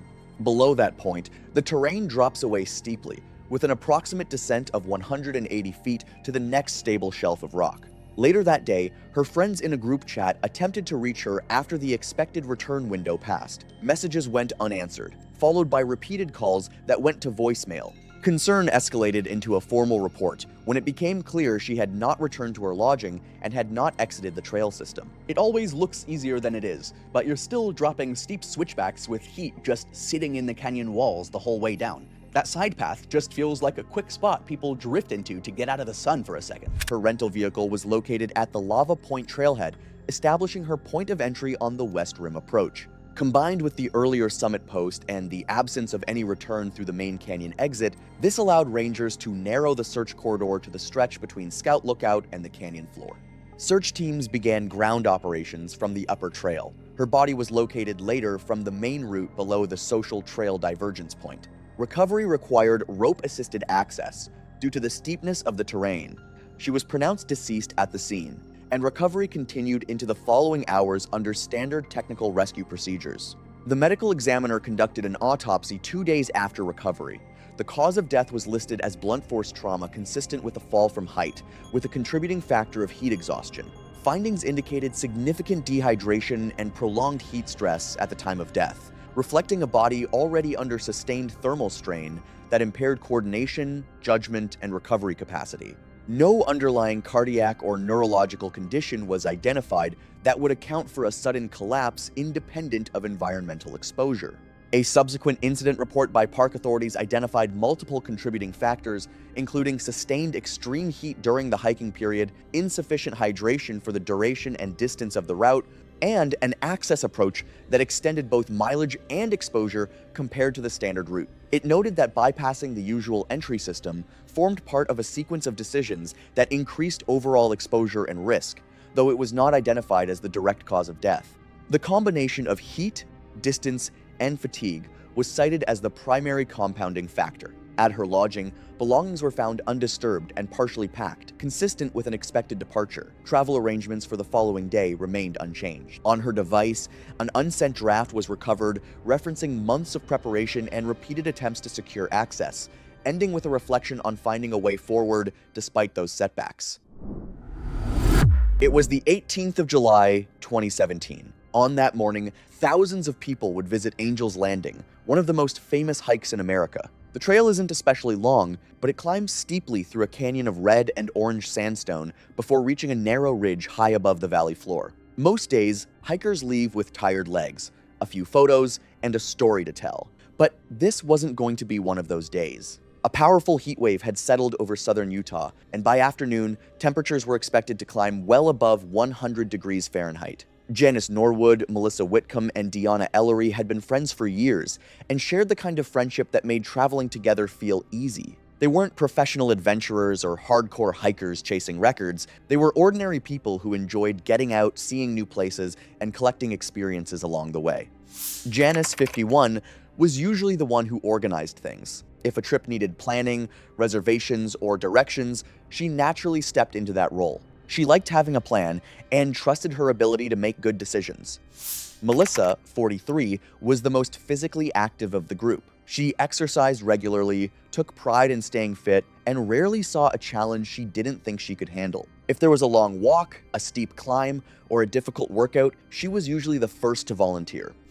Deanna, 47, had a story for almost everything. A road trip through the mountains reminded her of another trip. A scenic overlook reminded her of somewhere she'd been years earlier. She loved traveling, and she often measured new experiences against old ones. As I learned more about their adventure, it became clear that Angel's Landing was the highlight of their summer road trip. The trip had started the way a lot of road trips do, with a list of places they wanted to see and far more ideas than time. Over the weeks leading up to their vacation, the three friends had gone back and forth on destinations. There were scenic drives, small towns, overlooks, and national parks scattered across the Southwest. The trail had a reputation that extended far beyond Utah. Even people who had never been there often recognized photos of the towering cliffs, the winding canyon below, and the narrow ridgeline leading toward the summit. It was one of those hikes people seemed to hear about everywhere. For Janice, it looked manageable with enough preparation and common sense. She spent time reading trail descriptions and checking maps, and by the time the trip arrived, she felt she had a pretty good understanding of what to expect. Melissa focused on the physical side of it.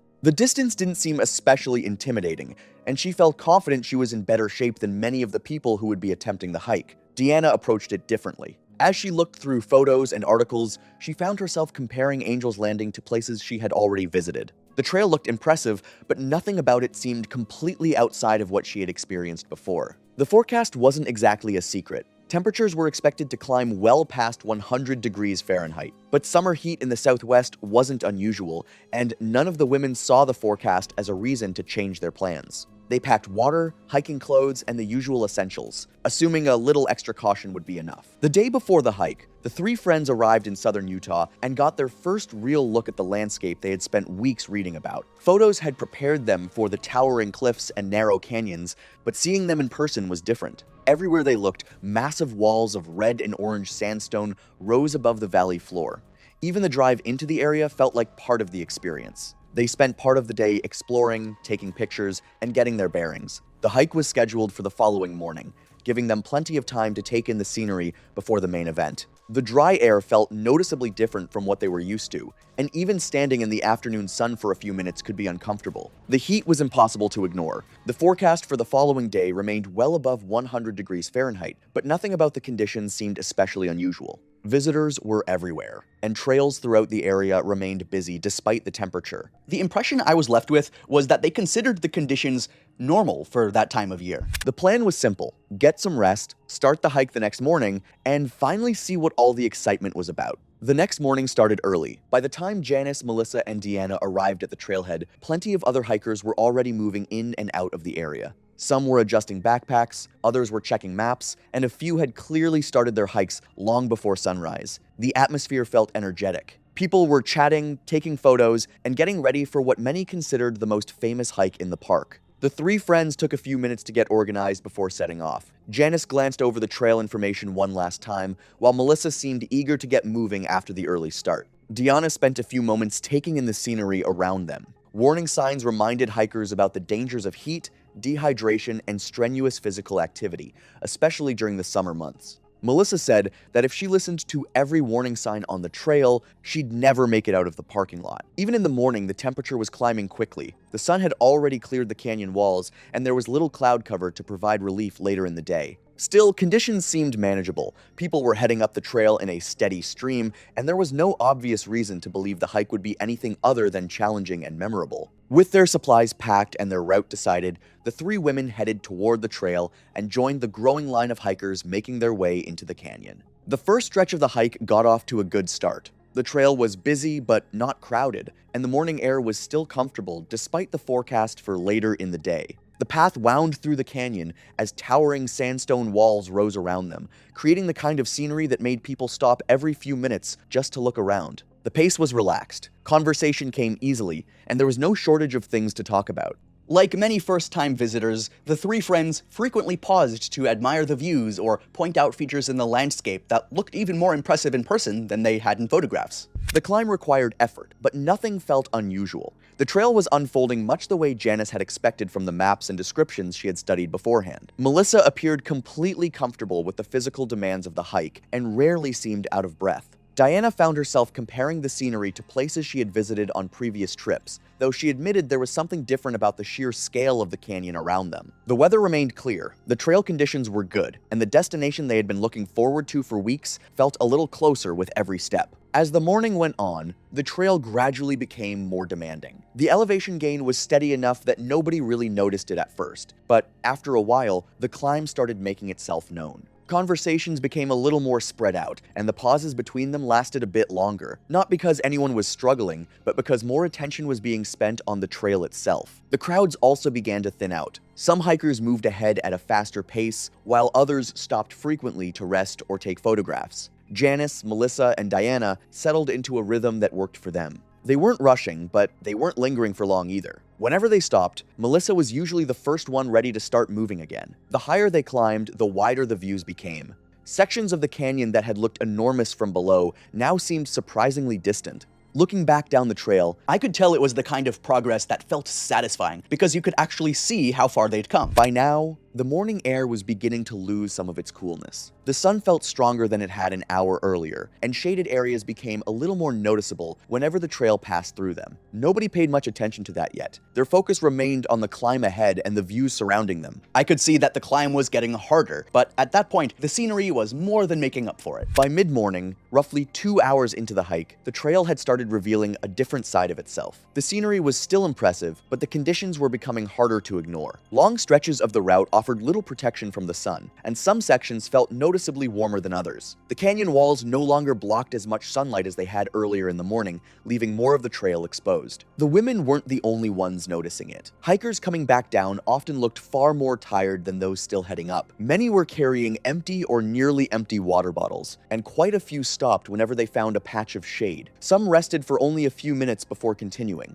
Others seemed reluctant to leave the cooler spots at all. When a younger group mentioned turning around because of the heat, Janice commented that she would have expected people their age to handle the conditions a little better. Along the trail, reminders about heat and hydration appeared more than once. The message was simple. Summer conditions could become dangerous faster than many people expected because in the dry desert air, it wasn't always easy to tell how much water your body was losing. During one of their brief stops, all three women lingered in the shade a little longer than they had earlier that morning. For now, however, the hike continued much as it had before. The trail remained busy, the views remained spectacular, and the summit still felt well within reach. By this point, the hike was demanding more from them than it had earlier in the morning. Nothing dramatic had happened, and nobody felt particularly concerned, but the effort was beginning to add up. The combination of climbing, direct sunlight, and steadily rising temperatures was turning what had started as a comfortable walk into something that required a little more attention. Water was disappearing faster than any of them had expected. Each time they stopped, bottles came out almost automatically. A quick drink became part of every break. What surprised them wasn't how thirsty they felt, but how often they felt it. Even after drinking, the relief didn't seem to last very long. None of them viewed that as a warning sign. It's as if it felt like a normal response to a hot hike to them, at least from what I could tell. The dry desert air made it easy to overlook just how much fluid they were losing.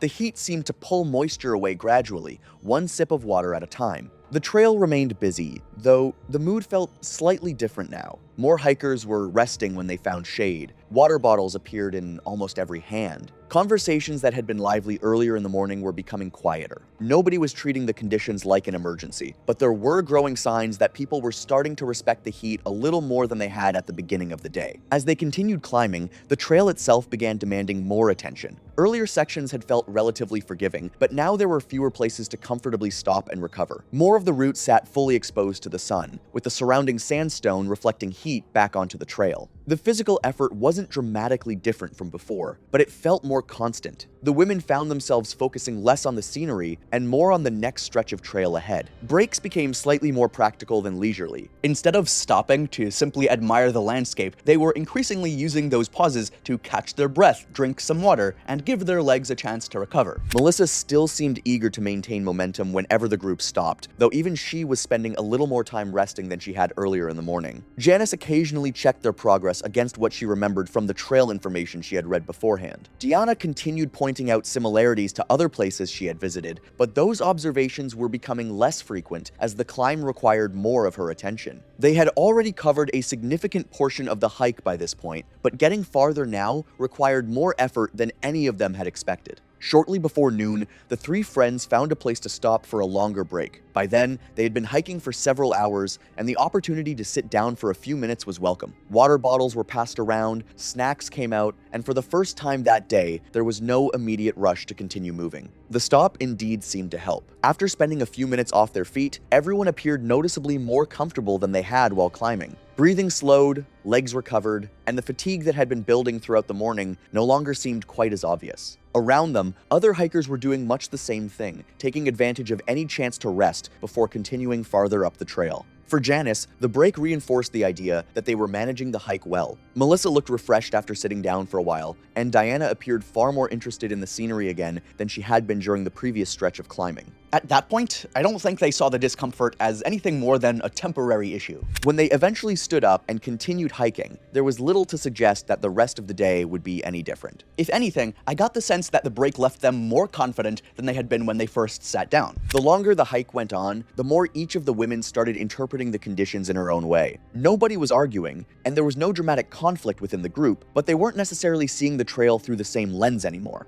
Janice remained focused on the overall progress they were making. To her, they were still moving at a reasonable pace and covering ground steadily. The hike was certainly more demanding than it had been earlier in the morning, but nothing about it struck her as unusual. To someone like me looking in from the outside, Janice appeared unfazed by the added difficulty. Melissa viewed things differently. Her attention stayed fixed on the physical challenge itself. When another hiker mentioned slowing down because of the heat, Melissa responded by saying that most people quit long before they actually reached their limits. The climb had become tiring, but she treated that as something to work through rather than something to worry about. Diana continued drawing comparisons to previous trips. If another hiker mentioned difficult conditions, Diana usually had a story about a trip she considered even tougher. Some hikes had been steeper, others had been longer. A few had taken place in conditions she remembered as being just as uncomfortable. Her thinking back on those experiences, it made me realize that the challenges of the day probably felt familiar to her rather than concerning. None of these viewpoints seemed unreasonable on their own. If anything, they helped explain why the three friends remained confident. Each woman had her own explanation for why the hike still felt manageable, and together, those explanations made it easier to keep moving forward. As noon approached, the character of the hike began changing again. The sun was now high overhead, and much of the trail sat fully exposed beneath it. Areas that had seemed merely warm earlier in the morning now felt noticeably hotter. The canyon still looked spectacular, but fewer people were stopping simply to admire the view.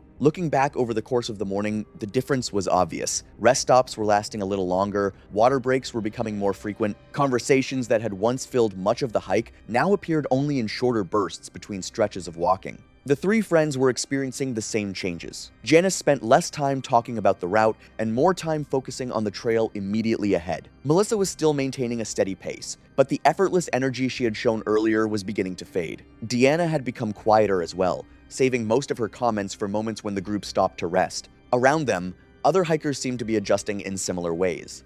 More people were seeking out whatever cover they could find. Small patches of shade that might have gone unnoticed earlier in the day were now occupied almost immediately whenever they appeared. Nobody seemed alarmed, but there was a growing sense that the conditions deserved more respect than they had that morning.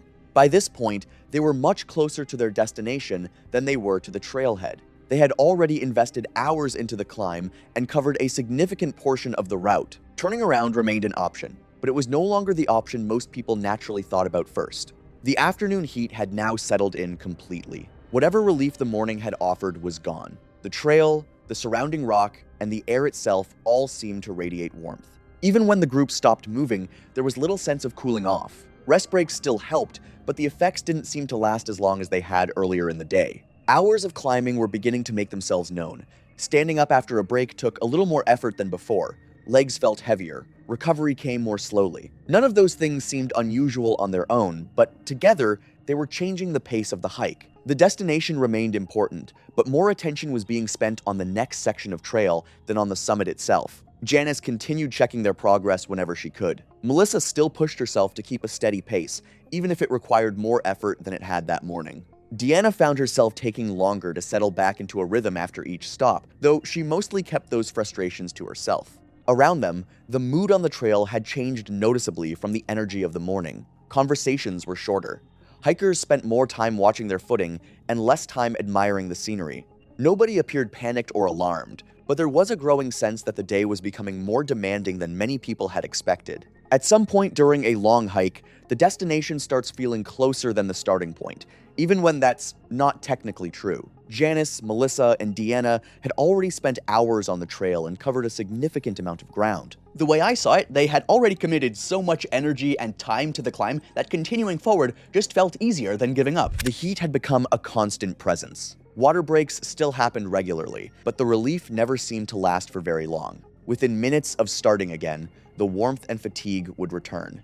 Janice saw no reason to abandon the plan now. Melissa treated the growing discomfort as something to push through. Deanna reminded herself that difficult stretches were part of almost every memorable trip she had ever taken.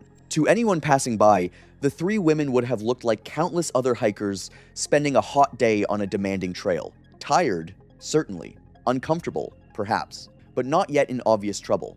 The effects of the day were becoming harder to hide. Janice was the first to show signs that something was changing. She seemed slightly more distracted than usual and occasionally needed a moment to reorient herself when checking the route ahead. It wasn't enough to alarm anyone, and she largely brushed it off as fatigue from several hours of hiking. Melissa was dealing with her own problems. The steady pace she had maintained throughout most of the day was becoming harder to sustain. Her legs felt heavier, and occasional muscle tightness appeared whenever the group stopped and started again. She continued pushing forward, treating it as part of the challenge. Deanna had grown noticeably quieter. The stories and comparisons to previous trips had mostly stopped, replaced by a growing focus on simply keeping pace with the group. She found herself lingering a little longer during breaks before getting back on her feet. Still, none of the three women considered turning around. The trail was demanding nearly all of their attention now. Long stretches passed without much conversation as the three women focused on the climb. Rest stops were becoming more frequent, and getting back on their feet no longer felt automatic. Janice seemed unusually distracted, occasionally pausing as if she had lost her train of thought. Melissa continued pushing herself forward, but the breaks between stops were growing shorter. Deanna spent longer sitting during rests and appeared far less interested in the scenery than she had been earlier in the day. Other hikers were beginning to notice. A few glanced over as the group stopped again, while others lingered nearby before continuing on. The three women no longer blended into the crowd the way they had that morning. The next time the group stopped, it became clear that Janice was struggling. She appeared confused and had difficulty focusing on simple tasks that would normally have required little thought. Nearby hikers began paying closer attention as she took longer than expected to gather herself and get moving again. When the group eventually continued, Janice's condition worsened. She seemed unsteady on her feet and noticeably less aware of her surroundings. After only a short distance, she stumbled, lost her balance, and collapsed on the trail. The situation changed immediately. Hikers nearby moved in to help while someone placed an emergency call. As attention turned toward Janice, it became clear that Melissa and Diana were having problems of their own. Melissa was struggling to remain on her feet after stops, while Diana appeared increasingly weak and spent more time sitting than standing. What had started as concern for a single hiker quickly became a medical emergency involving all three women. With little shade available and temperatures still above 100 degrees Fahrenheit, the group remained exposed while waiting for help to arrive. The emergency call brought help into motion, but reaching the group was never going to be quick. The trail's terrain, the afternoon heat, and the location of the hikers all created delays. While assistance made its way toward them, nearby hikers continued doing what they could to help and monitor the three women.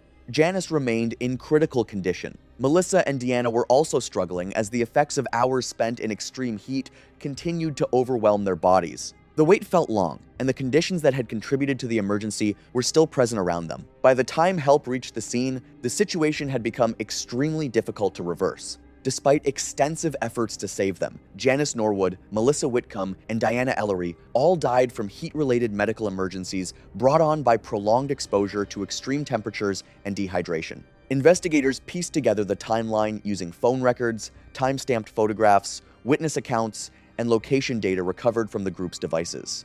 Those records showed that the three women had spent hours hiking in extreme heat as temperatures climbed well above 100 degrees Fahrenheit. They also revealed a gradual slowdown in pace as the day progressed, matching the accounts provided by hikers who encountered them on the trail. The findings identified heat-related illness as the primary factor in all three deaths. Janice suffered severe heat stroke after prolonged exposure to extreme temperatures. Melissa died from exertional heat stroke after continuing to hike as conditions worsened. Diana experienced a heat-related medical emergency complicated by dehydration and pre-existing cardiovascular risk factors. The outcome was ultimately linked to a combination of extreme heat, prolonged exposure, physical exertion, and the decision to continue despite worsening conditions. What struck me most was that their hike ended as a reminder that in the desert, even ordinary decisions can carry serious consequences when temperatures push beyond what the human body can safely handle. It was June 22nd, 2013, in Death Valley National Park. The Badlands there are a maze of clay ridges and gullies. From above, it can look flat and harmless, especially in satellite images, but on the ground, it's very different. Everything reflects heat, and the pale rock just throws it right back at you. It builds fast, and it gets intense. Meilani Cosley, she was 26, a travel and lifestyle creator based in Phoenix. She was really into desert photography, that off-grid, hidden place kind of aesthetic. Her boyfriend, Jovan Thill, 29, sometimes helped her film, but he didn't have much experience in extreme environments like that, especially not dry desert heat like Death Valley. A few weeks before the trip, Meilani finds a drone clip online of the Badlands and assumes it's something remote, like a proper backcountry hike. But in reality, it wasn't. It was shot near a roadside pullout, just a short walk from the car. I get why that mistake happens, because from above, everything in that terrain can look way more isolated than it actually is. Still, she treats it like this hidden, untouched landscape. She lines up a small sponsorship for a shoot, planning it around that golden hour light. And she doesn't really check in with park staff or fully take in just how extreme the heat can get there. This is why I start thinking about how often people underestimate just how aggressive that heat gets. On arrival, they carried minimal water and entered the terrain in temperatures exceeding 110 degrees Fahrenheit. What appeared as open ground quickly broke into steep gullies and narrow clay ridges, forcing repeated detours. Navigation based on a saved satellite image soon became unreliable due to a lack of stable reference points. As they moved deeper into the Badlands, the environment shifted from difficult to disorienting. Gullies deepened into narrow channels that required constant climbing, descending, and backtracking. Their position relative to the road became increasingly uncertain. Water supplies declined faster than anticipated, while early heat strain began to affect both individuals, marked by fatigue, reduced coordination, and slowed decision-making. By the middle of the afternoon, they reach what they think is the right ridge, but it's not. It's a smaller outcrop, still a few hundred meters short of their goal. From there, things get more serious. A drop-off, then more exposed terrain that's rough even in normal conditions, and worse in that heat. By this point, they're already running low on water, not just a bit low, but critical. I'll be honest, seeing how little water they had here changes how I read everything that follows. The ground is also just soaking up heat and throwing it back up, making everything feel even worse. This is where Meilani decides to keep going instead of turning back to the road, thinking they're close enough to finish. But that choice keeps them out longer, more climbing, more exposure, less water, and heat stress that keeps building without easing. Phil began to show clear signs of heat exhaustion, including headache, nausea, and diminished sweating. Meilani attempted to manage their remaining water, but physiological decline was already underway. Within a short period, Phil's condition progressed to heat stroke, marked by confusion and loss of coherent speech. Meilani attempted to reverse course toward the road, but the terrain no longer matched her reference points. Every route ended in dead ends or impassable gullies. As her condition worsened, she also developed symptoms of severe heat illness, including dizziness, confusion, and impaired judgment, further reducing her ability to navigate. As temperatures peaked, Phil collapsed first and became unresponsive. Meilani attempted to move him into the limited shade of a gully wall, but conditions were no longer survivable in place. His condition deteriorated rapidly, and he died later that evening from hyperthermia and organ failure following prolonged exposure to extreme heat. Meilani remained with him for a period of time before attempting to retrace their route toward the road for help. However, by this point, she was also experiencing advanced heat stroke symptoms, including confusion, impaired judgment, and severe dehydration. Her movement became increasingly erratic, and she lost reliable orientation within the branching drainage system. This is one of those points where even a familiar route doesn't really exist the same way anymore. It just turns into disconnected pieces that don't line up. She was later found in a separate section of the Badlands after collapsing during attempted self-evacuation. She died from severe hyperthermia and dehydration after prolonged exposure and heat stroke, with investigators noting that cognitive decline likely occurred while she was still attempting to navigate out rather than after sustained independent travel. Rescue teams arrived the following morning. Phil was recovered from the original shelter site, while Meilani was found further along the drainage system. Both fatalities were attributed to extreme heat exposure, insufficient water supply, and delayed evacuation from hazardous terrain. An official review concluded that the incident resulted from a combination of factors, including insufficient water supply, off-trail travel in hazardous terrain, reliance on non-verified digital navigation, and delayed response to escalating heat illness. The case was later used in safety briefings highlighting how rapidly desert environments can become life-threatening when exposure, dehydration, and disorientation occur simultaneously. It was September 7th, 2018 in Death Valley National Park. A remote stretch of dunes, dry washes, and unmaintained tracks formed an exposed corridor where survival margins narrowed under late summer heat. Pale sand and clay reflected intense heat with little shade or landmarks beyond the road. Kishan Oren was 31, based out of San Diego. He was big into endurance running, the kind of guy who turns long desert runs into content for his audience online. He had experience with distance and training, but Death Valley, especially sustained heat like this, was something he hadn't really tested himself in before. His logistics partner, Brent Messias, 34, helped set things up. Route planning, support setup, and a mid-route water cache to make the attempt possible. A few weeks before the run, Kishan picks a 38-mile Death Valley route after reviewing satellite images and online footage. It looks doable to him, like a solid one-push endurance challenge. If it were me, I'd be careful how much I trust something like this off satellite images alone. I also start thinking about how much detail doesn't carry over when everything is flattened into a screen view. He even turns it into a live stream event, with planned water drops along the way. And there's also this underlying pressure trying to prove himself again after earlier criticism that didn't sit right with him. The planning underestimated how quickly Death Valley conditions intensify under direct sun, and how misleading satellite imagery can be in showing elevation and drainage. I keep thinking about how clean everything looks on a screen compared to how unstable it actually is. On the morning of the attempt, he began the run on livestream with steady early progress, but as temperatures rose, reflected heat from the pale terrain rapidly increased physical strain. By late morning, Oren's water consumption increased faster than planned, and his pace began to decline. Viewers noted visible strain through the livestream, including longer pauses and reduced clarity in speech. Despite this, he continued forward, emphasizing that stopping would compromise the attempt and the commitment made to his audience. A critical failure occurred at the first scheduled supply point along a desert road crossing. The water cache, intended as a primary hydration resupply, had been placed at an incorrect junction due to a mapping error during setup. When Kishan arrived, the supplies were absent.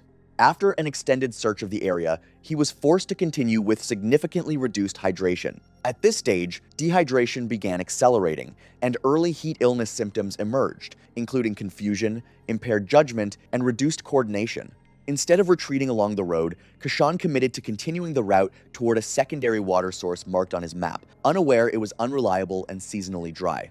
By early afternoon, his movement had slowed to a strained walk. Speech became fragmented, and he began showing clear signs of progressing heat stroke. He consumed his remaining water and reached the mapped water source, which was completely dry. At that point, cognitive impairment was already advanced. Although he had emergency communication equipment available, he did not initiate a full distress signal immediately. His judgment was increasingly affected by dehydration, confusion, and a distorted perception of remaining capability, leading him to underestimate the severity of his condition. Instead of calling for evacuation right away, he tries to check himself first. Just a quick self-assessment, trying to figure out how bad things really are. Then he keeps moving a bit, slowly looking for anything shade, a better spot, somewhere he might get a signal or just be able to communicate more clearly. I'm just watching him burn time here, trying small fixes when the bigger problem is already set. But that choice ends up costing time, and in that window, things start to slip even more. His thinking gets less structured, harder to organize, and the delay builds on itself, making it even tougher to respond in a clear, decisive way. As his condition worsened, he struggled to complete basic operational steps under heat stress, including focusing on instructions and maintaining attention long enough to follow through with a full emergency transmission. By the time he attempted to escalate the situation, his cognitive state had already degraded to the point where communication was fragmented and incomplete. The delay meant that when emergency services were finally contacted through a third-party viewer, responders had to rely on limited, indirect location data rather than a precise real-time distress signal. This increased the time required to narrow the search area within the canyon system. Emergency services were alerted after a viewer contacted authorities during the live stream. Search teams launched immediately, with aerial units deployed once his last known location was confirmed through tracking data. Rescuers found him later that afternoon unconscious, showing signs of severe hyperthermia consistent with advanced heat stroke. Despite rapid cooling and evacuation to a regional hospital, his condition was irreversible, and he was pronounced dead shortly after arrival. Investigators cited multiple contributing factors, including insufficient hydration planning for Death Valley conditions, a critical navigation error that mispositioned water supplies, and delayed emergency activation. The live stream was also identified as a contributing pressure factor, influencing continued exertion despite clear signs of physiological decline. The recording later circulated widely, prompting renewed scrutiny of endurance challenges in extreme desert environments and the risks of prioritizing performance over survival limits.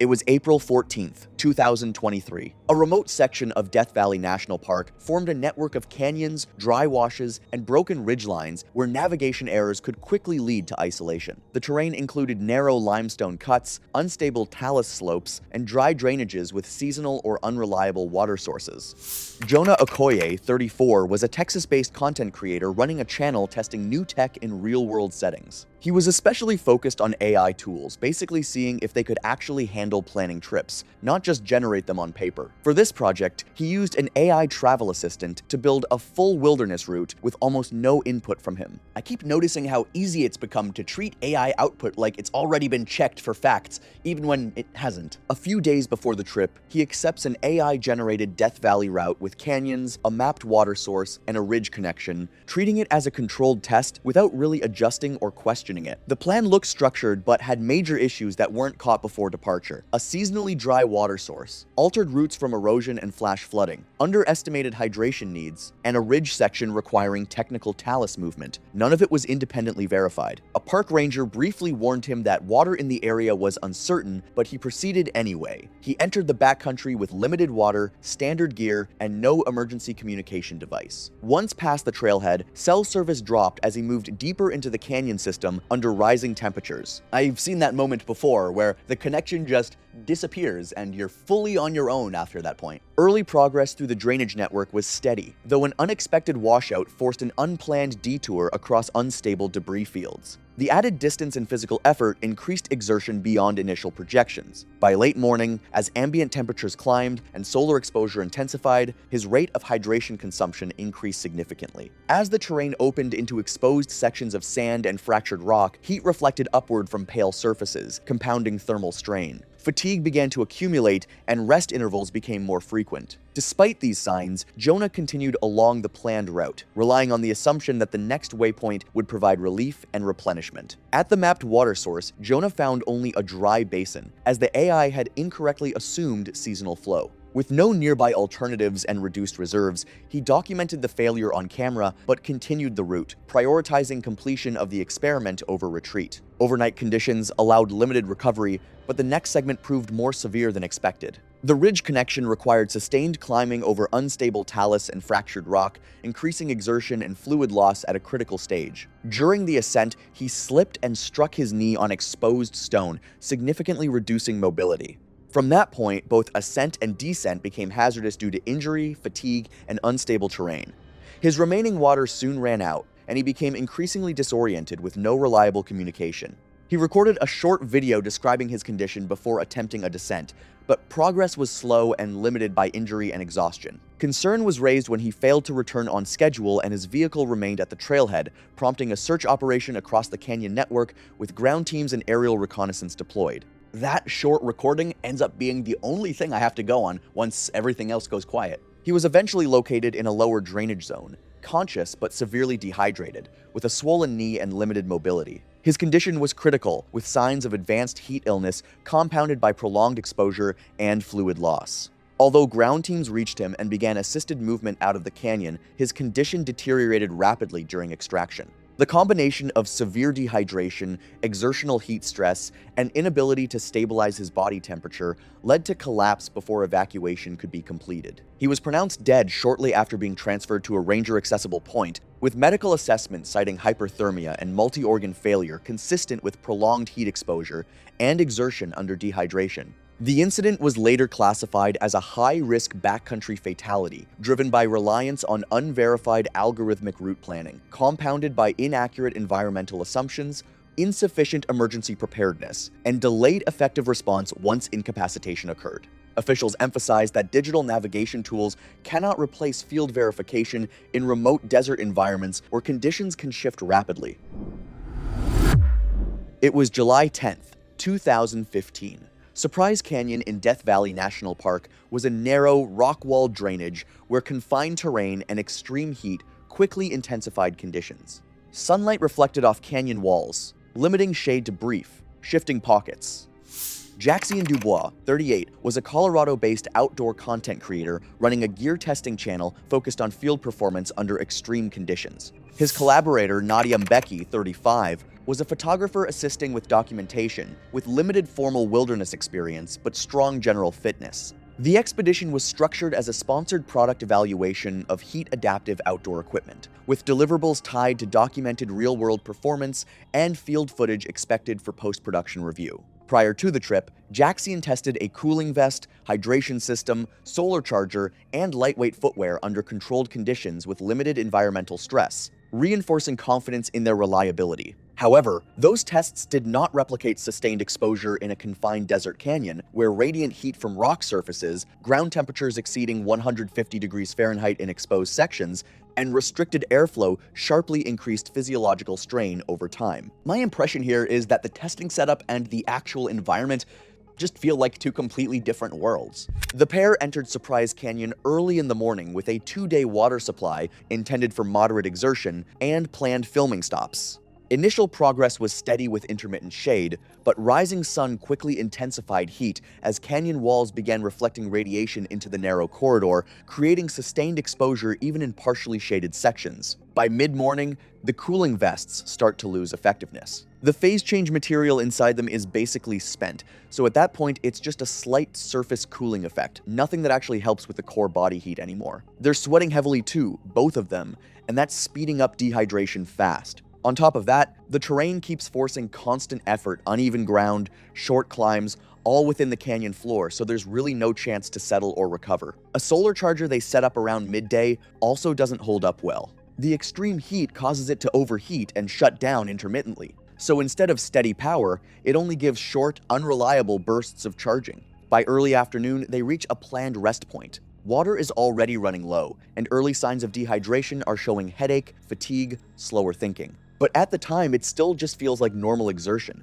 not something that calls for turning back. It reads to me like things are starting to feel routine even while they aren't. They decide to push on to an upper canyon section for more documentation anyway, staying out through the peak heat window when the sun's radiation is at its strongest. On the way back, things start to fall apart faster. The heat stress and dehydration don't level off, they stack. Then one more issue hits. Jaxian's footwear starts breaking down. The adhesive softens in the heat and the sole begins to separate, which makes movement unstable. Every step takes more effort, slower, and more careful, right when fluid levels are already critically low.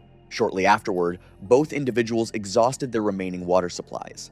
Nadia developed acute gastrointestinal distress alongside worsening heat illness, forcing repeated stops in minimal available shade. Cognitive function declined in both individuals, with impaired decision-making, reduced situational awareness, and slowed response to environmental cues. Communication systems initially failed due to lack of signal within the canyon and device limitations under thermal stress. As conditions deteriorated, Nadia managed to reach a higher ridgeline and briefly establish emergency contact, transmitting location data and initiating a rescue response before her condition worsened further. Me seeing her having to climb just to get signal really highlights how location alone can control whether help is even possible.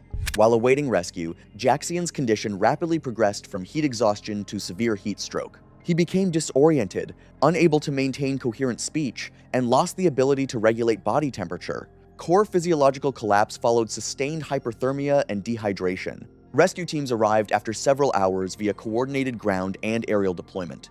Nadia was located first in critical condition and evacuated, while Jaxian was found shortly after in a lower drainage segment, unresponsive, with signs consistent with advanced heat stroke. Despite rapid cooling efforts and emergency transport, both individuals' conditions had progressed beyond recovery. Jaxian was pronounced dead shortly after evacuation due to hyperthermia and multi-organ failure from prolonged exposure, exertion, and dehydration. Nadia also succumbed to severe heat stroke and organ failure during emergency treatment at a medical facility. In the aftermath, investigators identified multiple contributing factors, including reliance on controlled condition equipment testing, underestimation of radiant heat amplification within confined canyon geometry, continued exertion during early physiological decline, and delayed emergency activation due to communication constraints. The incident was later cited in outdoor safety analyses as a case demonstrating how gear performance claims and controlled testing environments cannot substitute for real-world thermal load assessment in extreme desert terrain. It was October 5th, 2021. The Grapevine Mountains in Death Valley National Park formed a remote canyon system of fractured volcanic rock and narrow drainages, where small navigation errors could quickly lead to isolation due to distance and lack of visible reference. Points once off the main track. Theo Barsanti, 41, was a California-based documentary creator running a YouTube channel focused on abandoned sites, mining history, and forgotten infrastructure. While experienced in basic exploration, his recent work had increasingly become audience-driven, with expeditions shaped by viewer interest, narrative structure, and production timelines rather than purely logistical caution. For months, Barsanti had been pursuing a potential forgotten mining structure based on early 20th century archival photographs. After narrowing its possible location through historical mapping, he identified a remote canyon system in Death Valley as the most likely site. He framed the expedition for his audience as a discovery-focused field mission. Honestly, I'd already be cautious here because once a route is built off historical fragments like this, there's a lot of room for gaps between the map and the actual ground. Although presented as carefully planned, key decisions were influenced by content timing and narrative continuity. The destination was only generally disclosed, preserving suspense for later release. He departed before sunrise, reaching the canyon approach via a rough four-wheel drive track. His vehicle was not well suited for sustained off-road conditions, but he proceeded under the assumption that the route would remain passable based on limited prior reconnaissance and earlier satellite reference points. Looking at this, I am already uneasy about relying on assumption in terrain like that. As the track deteriorated, repeated impacts and uneven terrain caused mechanical strain, eventually leading to a tire failure.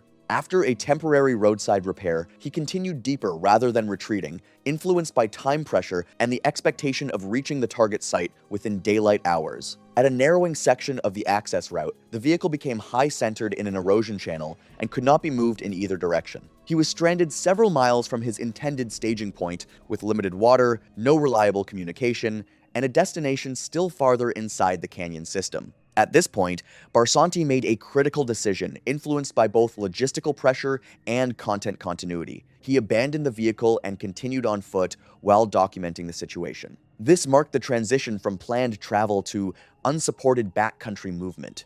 Initial foot travel was slow but manageable as he entered the drainage system.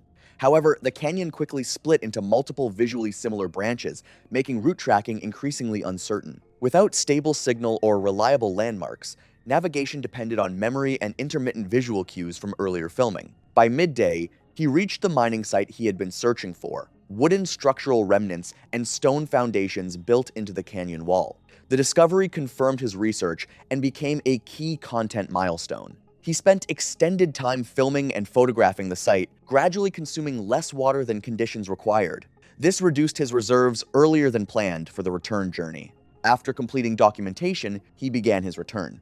However, the canyon's branching structure created subtle directional errors, and he soon entered unfamiliar drainage paths. The loss of phone power eliminated digital navigation, forcing reliance on visual memory under increasing heat stress. As he retraced his steps, repeated dead ends, forced backtracking, increasing exertion, and delaying progress, fatigue accumulated, and dehydration and heat exposure began to significantly impair judgment of distance, time, and direction. I just keep picturing him looping back through the same dry cuts and not realizing how much ground that actually adds up to.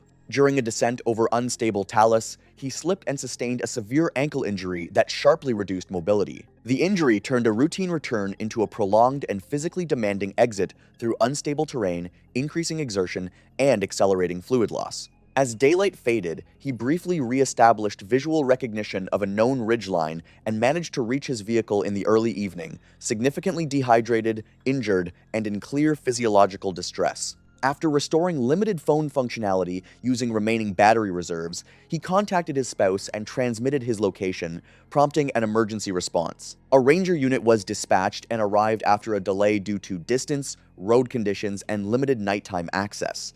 He was found in the vehicle in critical condition, showing signs consistent with severe exertional heat stroke. Despite immediate field treatment and rapid evacuation toward medical care, his condition deteriorated during transport due to progressive hyperthermia and multi-system failure. He was pronounced dead shortly after arrival at a medical facility. In the aftermath, investigators identified cumulative risk factors including limited route sharing, solo travel, extended content capture periods, and reliance on incomplete communication redundancy. The incident was later cited in discussions on influencer-driven fieldwork, where production pressure and narrative continuity were identified as contributing factors in operational decision-making under hazardous desert conditions. It was June 14, 2018. The Arkansas River runs through the heart of south-central Colorado, cutting through a canyon called Browns Canyon just outside the small town of Buena Vista. Buena Vista sits at about 8,000 feet above sea level, nestled between the Collegiate Peaks to the west and the Sangre de Cristo Range to the east. The town has a population of maybe 3,000 people on a normal day, but during the rafting season, which runs from late May through August, depending on snowmelt, it can feel like the whole country has shown up with a dry bag and a bucket list. Browns Canyon is a national monument now, and it's one of the most popular whitewater destinations in the entire country. Thousands of people float that stretch every year, from nervous first-timers on guided group trips to experienced kayakers running technical lines solo. The commercial outfitter industry there is well-established, heavily regulated, and safety-focused in ways that go well beyond what most tourists ever think about. I've spent time looking into how these trips are run, and the level of operational detail is genuinely impressive.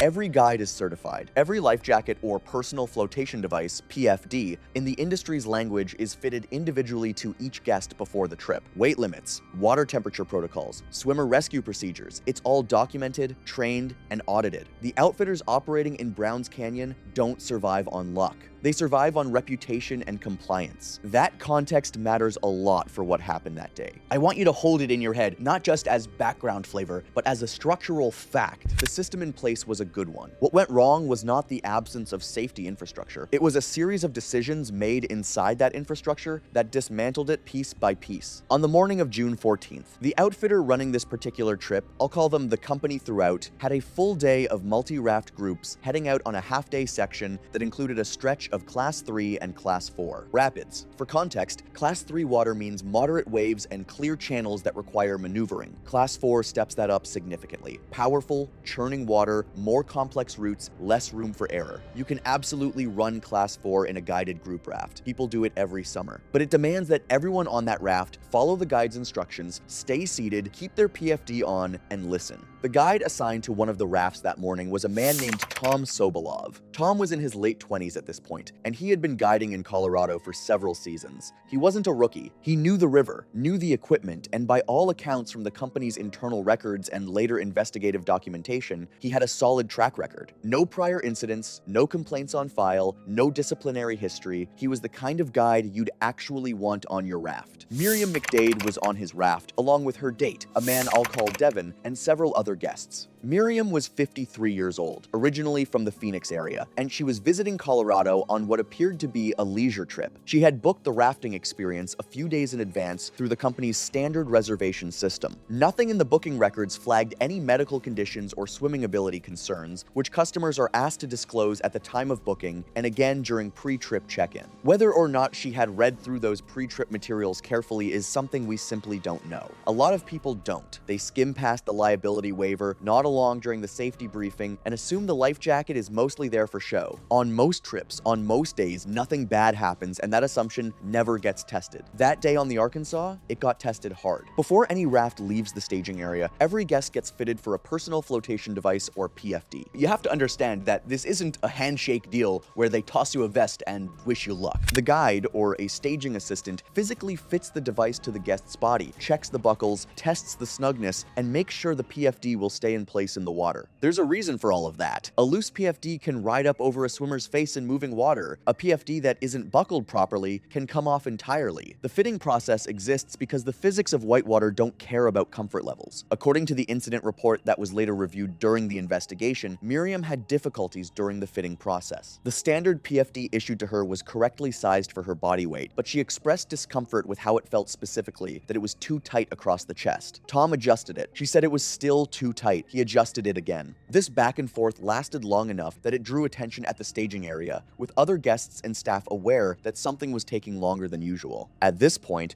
before Tom had even finished the second adjustment, Miriam began complaining about the appearance of the PFD itself. She made repeated comments that the vest looked old and worn, pointing at faded stitching and minor cosmetic scuffs that had no bearing on the device's functionality. Several staging employees later recalled her demanding to see a newer life jacket, as if she were returning a defective product at a department store. When staff explained that all PFDs met the same safety certifications regardless of cosmetic condition, she rolled her eyes and muttered something under her breath about how this place was clearly cutting corners. During this process, Miriam began to escalate, not physically, but vocally. She was loud about her discomfort, dismissive about what she characterized as Tom's inability to solve the problem, and according to at least one account documented in the investigation, she made comments to a staging supervisor that implied Tom didn't know what he was doing. What we can't know for certain is whether she genuinely believed the PFD was improperly fitted, or whether she simply found it uncomfortable in the way that any properly fitted PFD will feel uncomfortable snug, slightly restrictive, not designed for casual lounging. The two are very different problems with very different solutions. But I get that they can feel identical to someone who has never worn one before and has no framework for what correct is supposed to feel like. Unfortunately, they got a Karen in their hands. Before the staging supervisor even arrived, Miriam Miriam had already started making comments to other guests in the raft area, attempting to rally them to her side. She asked a young couple nearby whether their PFDs felt dangerously tight, and when they said theirs seemed fine, she told them they must not know what to look for. She also made a point of announcing loudly that she had left a bad review for a different outfitter last year and would have no problem doing the same here. The other guests later described feeling embarrassed for her, not threatened by her, but the performance continued regardless. There's also a third possibility worth acknowledging, that Miriam understood on some level that the PFD was fine, but that pushing back on it was a way of asserting control in a situation where she felt she had none. This is not a psychology podcast, and I'm not going to armchair diagnose anyone here. But the pattern of behavior resistance, escalation, demanding a personnel change follows a recognizable script. It's the script of someone who is accustomed to getting what they want through social pressure and is deploying that skill in a context where it has no place. I want you to watch carefully, because what happens next is the part that set everything else in motion. The staging supervisor, a man I'll call Garrett, came over to assess the situation. Miriam immediately shifted her complaints from the equipment to Tom's demeanor. She claimed, without any corroboration, that Tom had been rude to her and had rolled his eyes when she first asked for an adjustment. Garrett later testified that he saw no evidence of this and that Tom had remained professional throughout. But Miriam pressed harder, insisting that she did not feel safe with Tom and that if the company forced her to raft with him, she would demand a full refund and contact her credit card company to dispute the charge. The word refund came up multiple times in the staging area that morning. Again, the investigation documents this, though the full picture had to be reconstructed from multiple sources since Miriam herself was not available to give a statement afterward. Garrett's own account, given to both company management and later to investigators, was that Miriam's complaints were persistent and that she requested Tom be removed from her raft.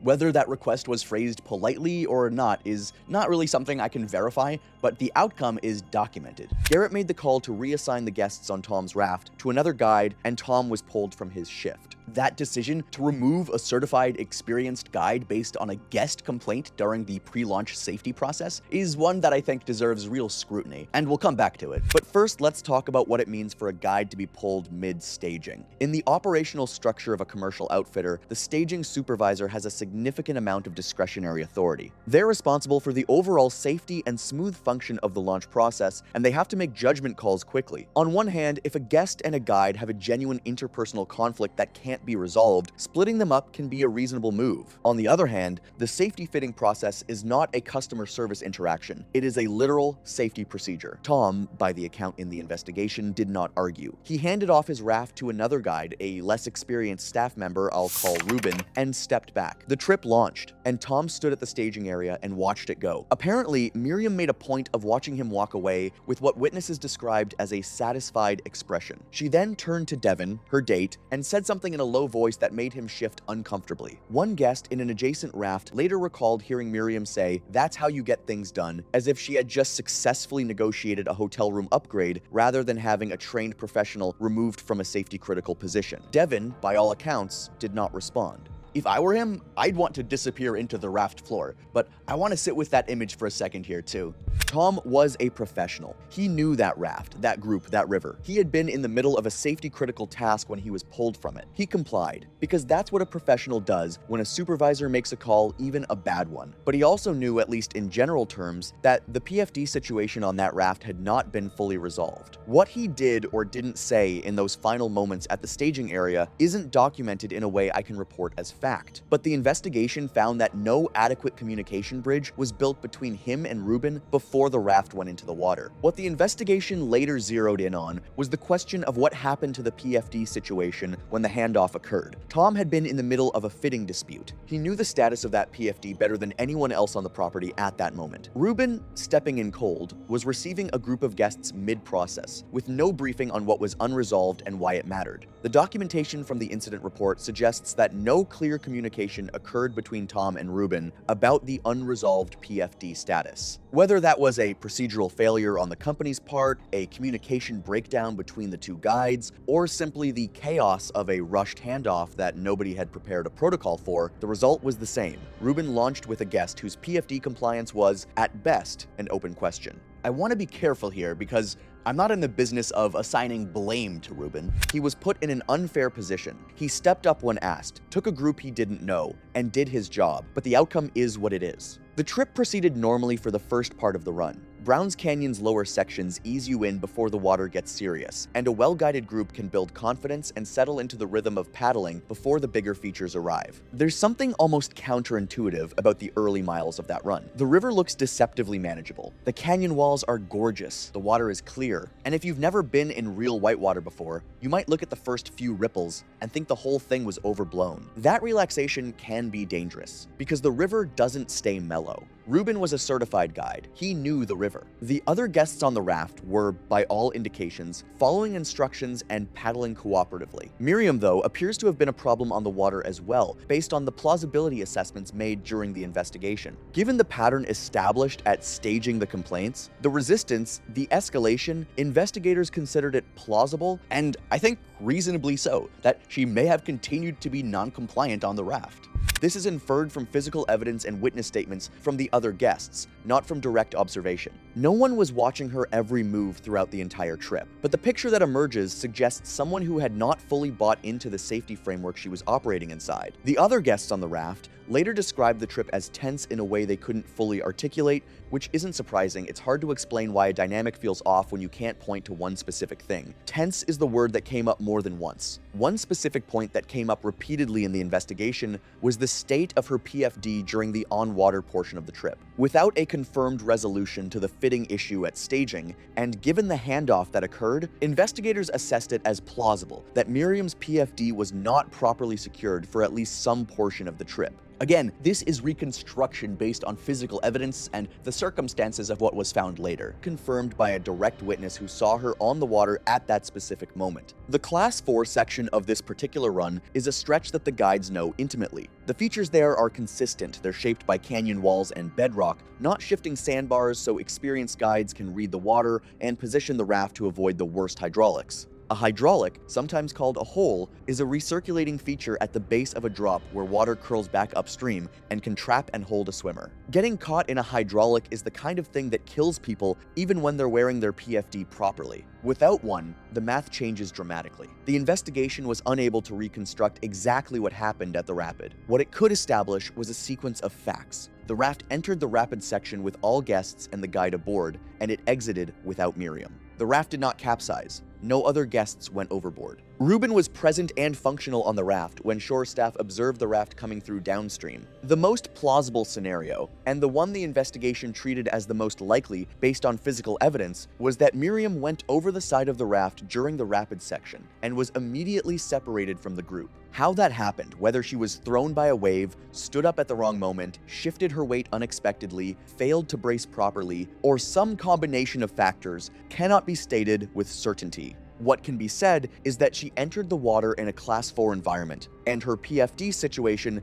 made survival in that environment significantly less likely than it would have been for a guest in proper compliance. A human body in cold, fast, technical water has very few resources available to it. Proper buoyancy is at the top of that list. Without it, the river doesn't give you much to work with. Ruben, for his part, faced an impossible split-second situation, the kind of high-stakes, life-or-death moment that river guides train for but hope never actually comes. Imagine this. You have a raft full of guests, each one trusting you with their safety. You have moving water, churning and unpredictable, with hidden rocks and currents. And you have a person in the river suddenly separated from the craft and at the mercy of the flow. In that instant, Ruben's mind had to process dozens of variables: the speed of the water, the weight of the raft, the location of hazards, and the desperate cries of the swimmer. His immediate responsibility, as any certification course would teach, was to the guests still on the raft, the ones he could still protect, the ones who had not yet been lost to the current. Recovering a swimmer overboard while simultaneously managing a fully loaded raft through technical water is simply not a one-person job. It requires a coordinated team and a calm environment. The standard protocols for that exact situation, protocols developed from decades of accident analysis and expert consensus, involve first getting the raft to calm water,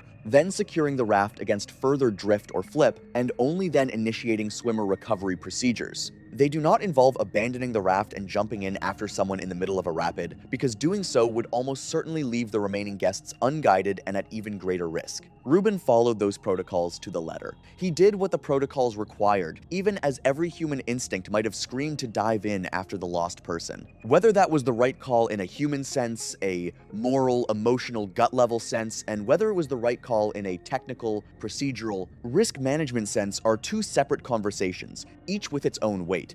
I won't pretend to have a simple answer here. I'll let you decide on that for yourself. When a raft reaches the takeout point, what outfitters call the termination staging area shore staff are waiting. They're doing a head count, logging arrivals, helping guests out of the water, and managing the end-of-trip process. The company's protocols required that every raft arrive with the same number of guests that launched. This sounds obvious, but it's a hard count every time, because the alternative is the scenario where someone is missing and no one notices until hours later. When Ruben's raft arrived, shore staff flagged the discrepancy immediately. A guest was unaccounted for. Ruben, from everything in the documentation, reported what had happened to the best of his knowledge. The company's emergency protocols activated right away, and I do want to give them credit for that. Shore staff coordinated with river authorities, initiated contact with search and rescue, and began locking down the incident for documentation. The clock that matters in a missing swimmer situation is very short. Cold water, strong current, and the mechanics of drowning don't wait for bureaucratic processes. Devin Miriam's date, the man who had accompanied her to the river that day, was present at the termination staging area,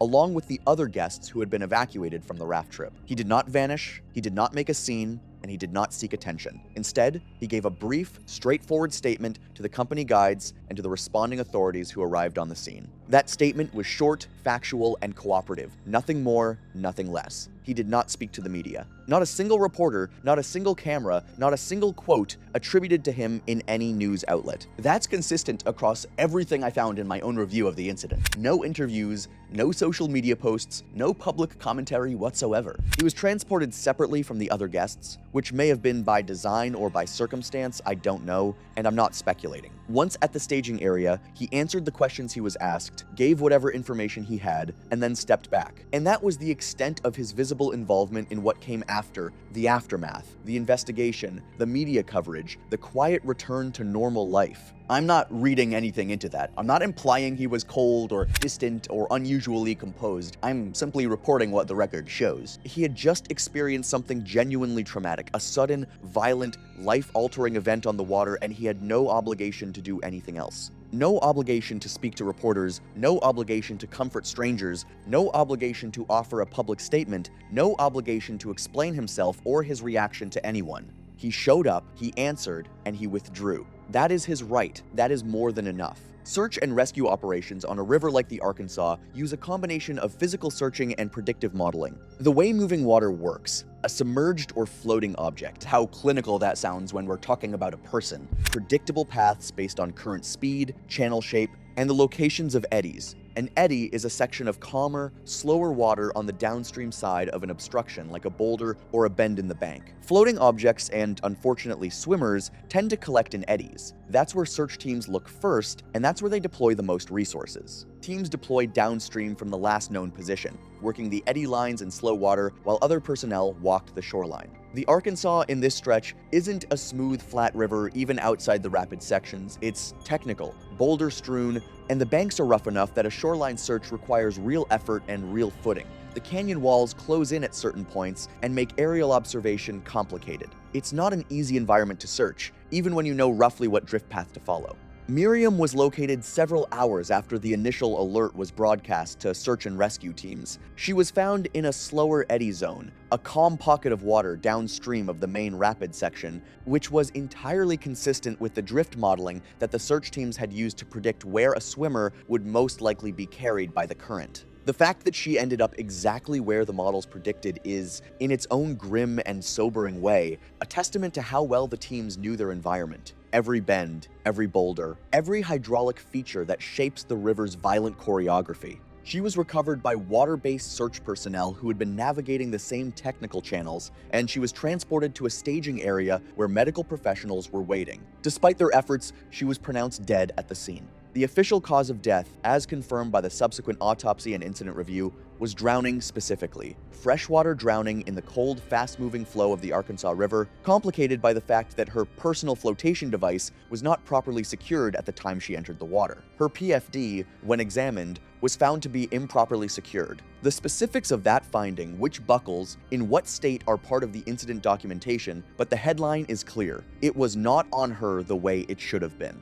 Whether that was the state it was in when she entered the water, or whether it shifted or came loose during her time in the river, investigators considered both possibilities. But the weight of the physical evidence pointed toward a PFD that had not been properly fastened before the trip launched. That finding circled back directly to the staging dispute, the handoff, and the unresolved status that Rubin had never been told about. The raft was recovered separately downstream and logged as part of the incident record. The official incident classification noted both a procedural failure in the termination staging process, meaning the handoff from Tom to Rubin, without proper status communication, and PFD noncompliance escalation, meaning the chain of events starting from the staging dispute. After the final report was filed and the outfitter's reputation took a lasting hit, it became painfully clear that Miriam's relentless need to assert control and demand special treatment didn't just cost a guide his job, it cost her the very people who could have helped her when the water turned deadly. Being a Karen doesn't just alienate strangers, it quietly dismantles the safety net of goodwill and patience around you, leaving you isolated at the exact moment you need others most.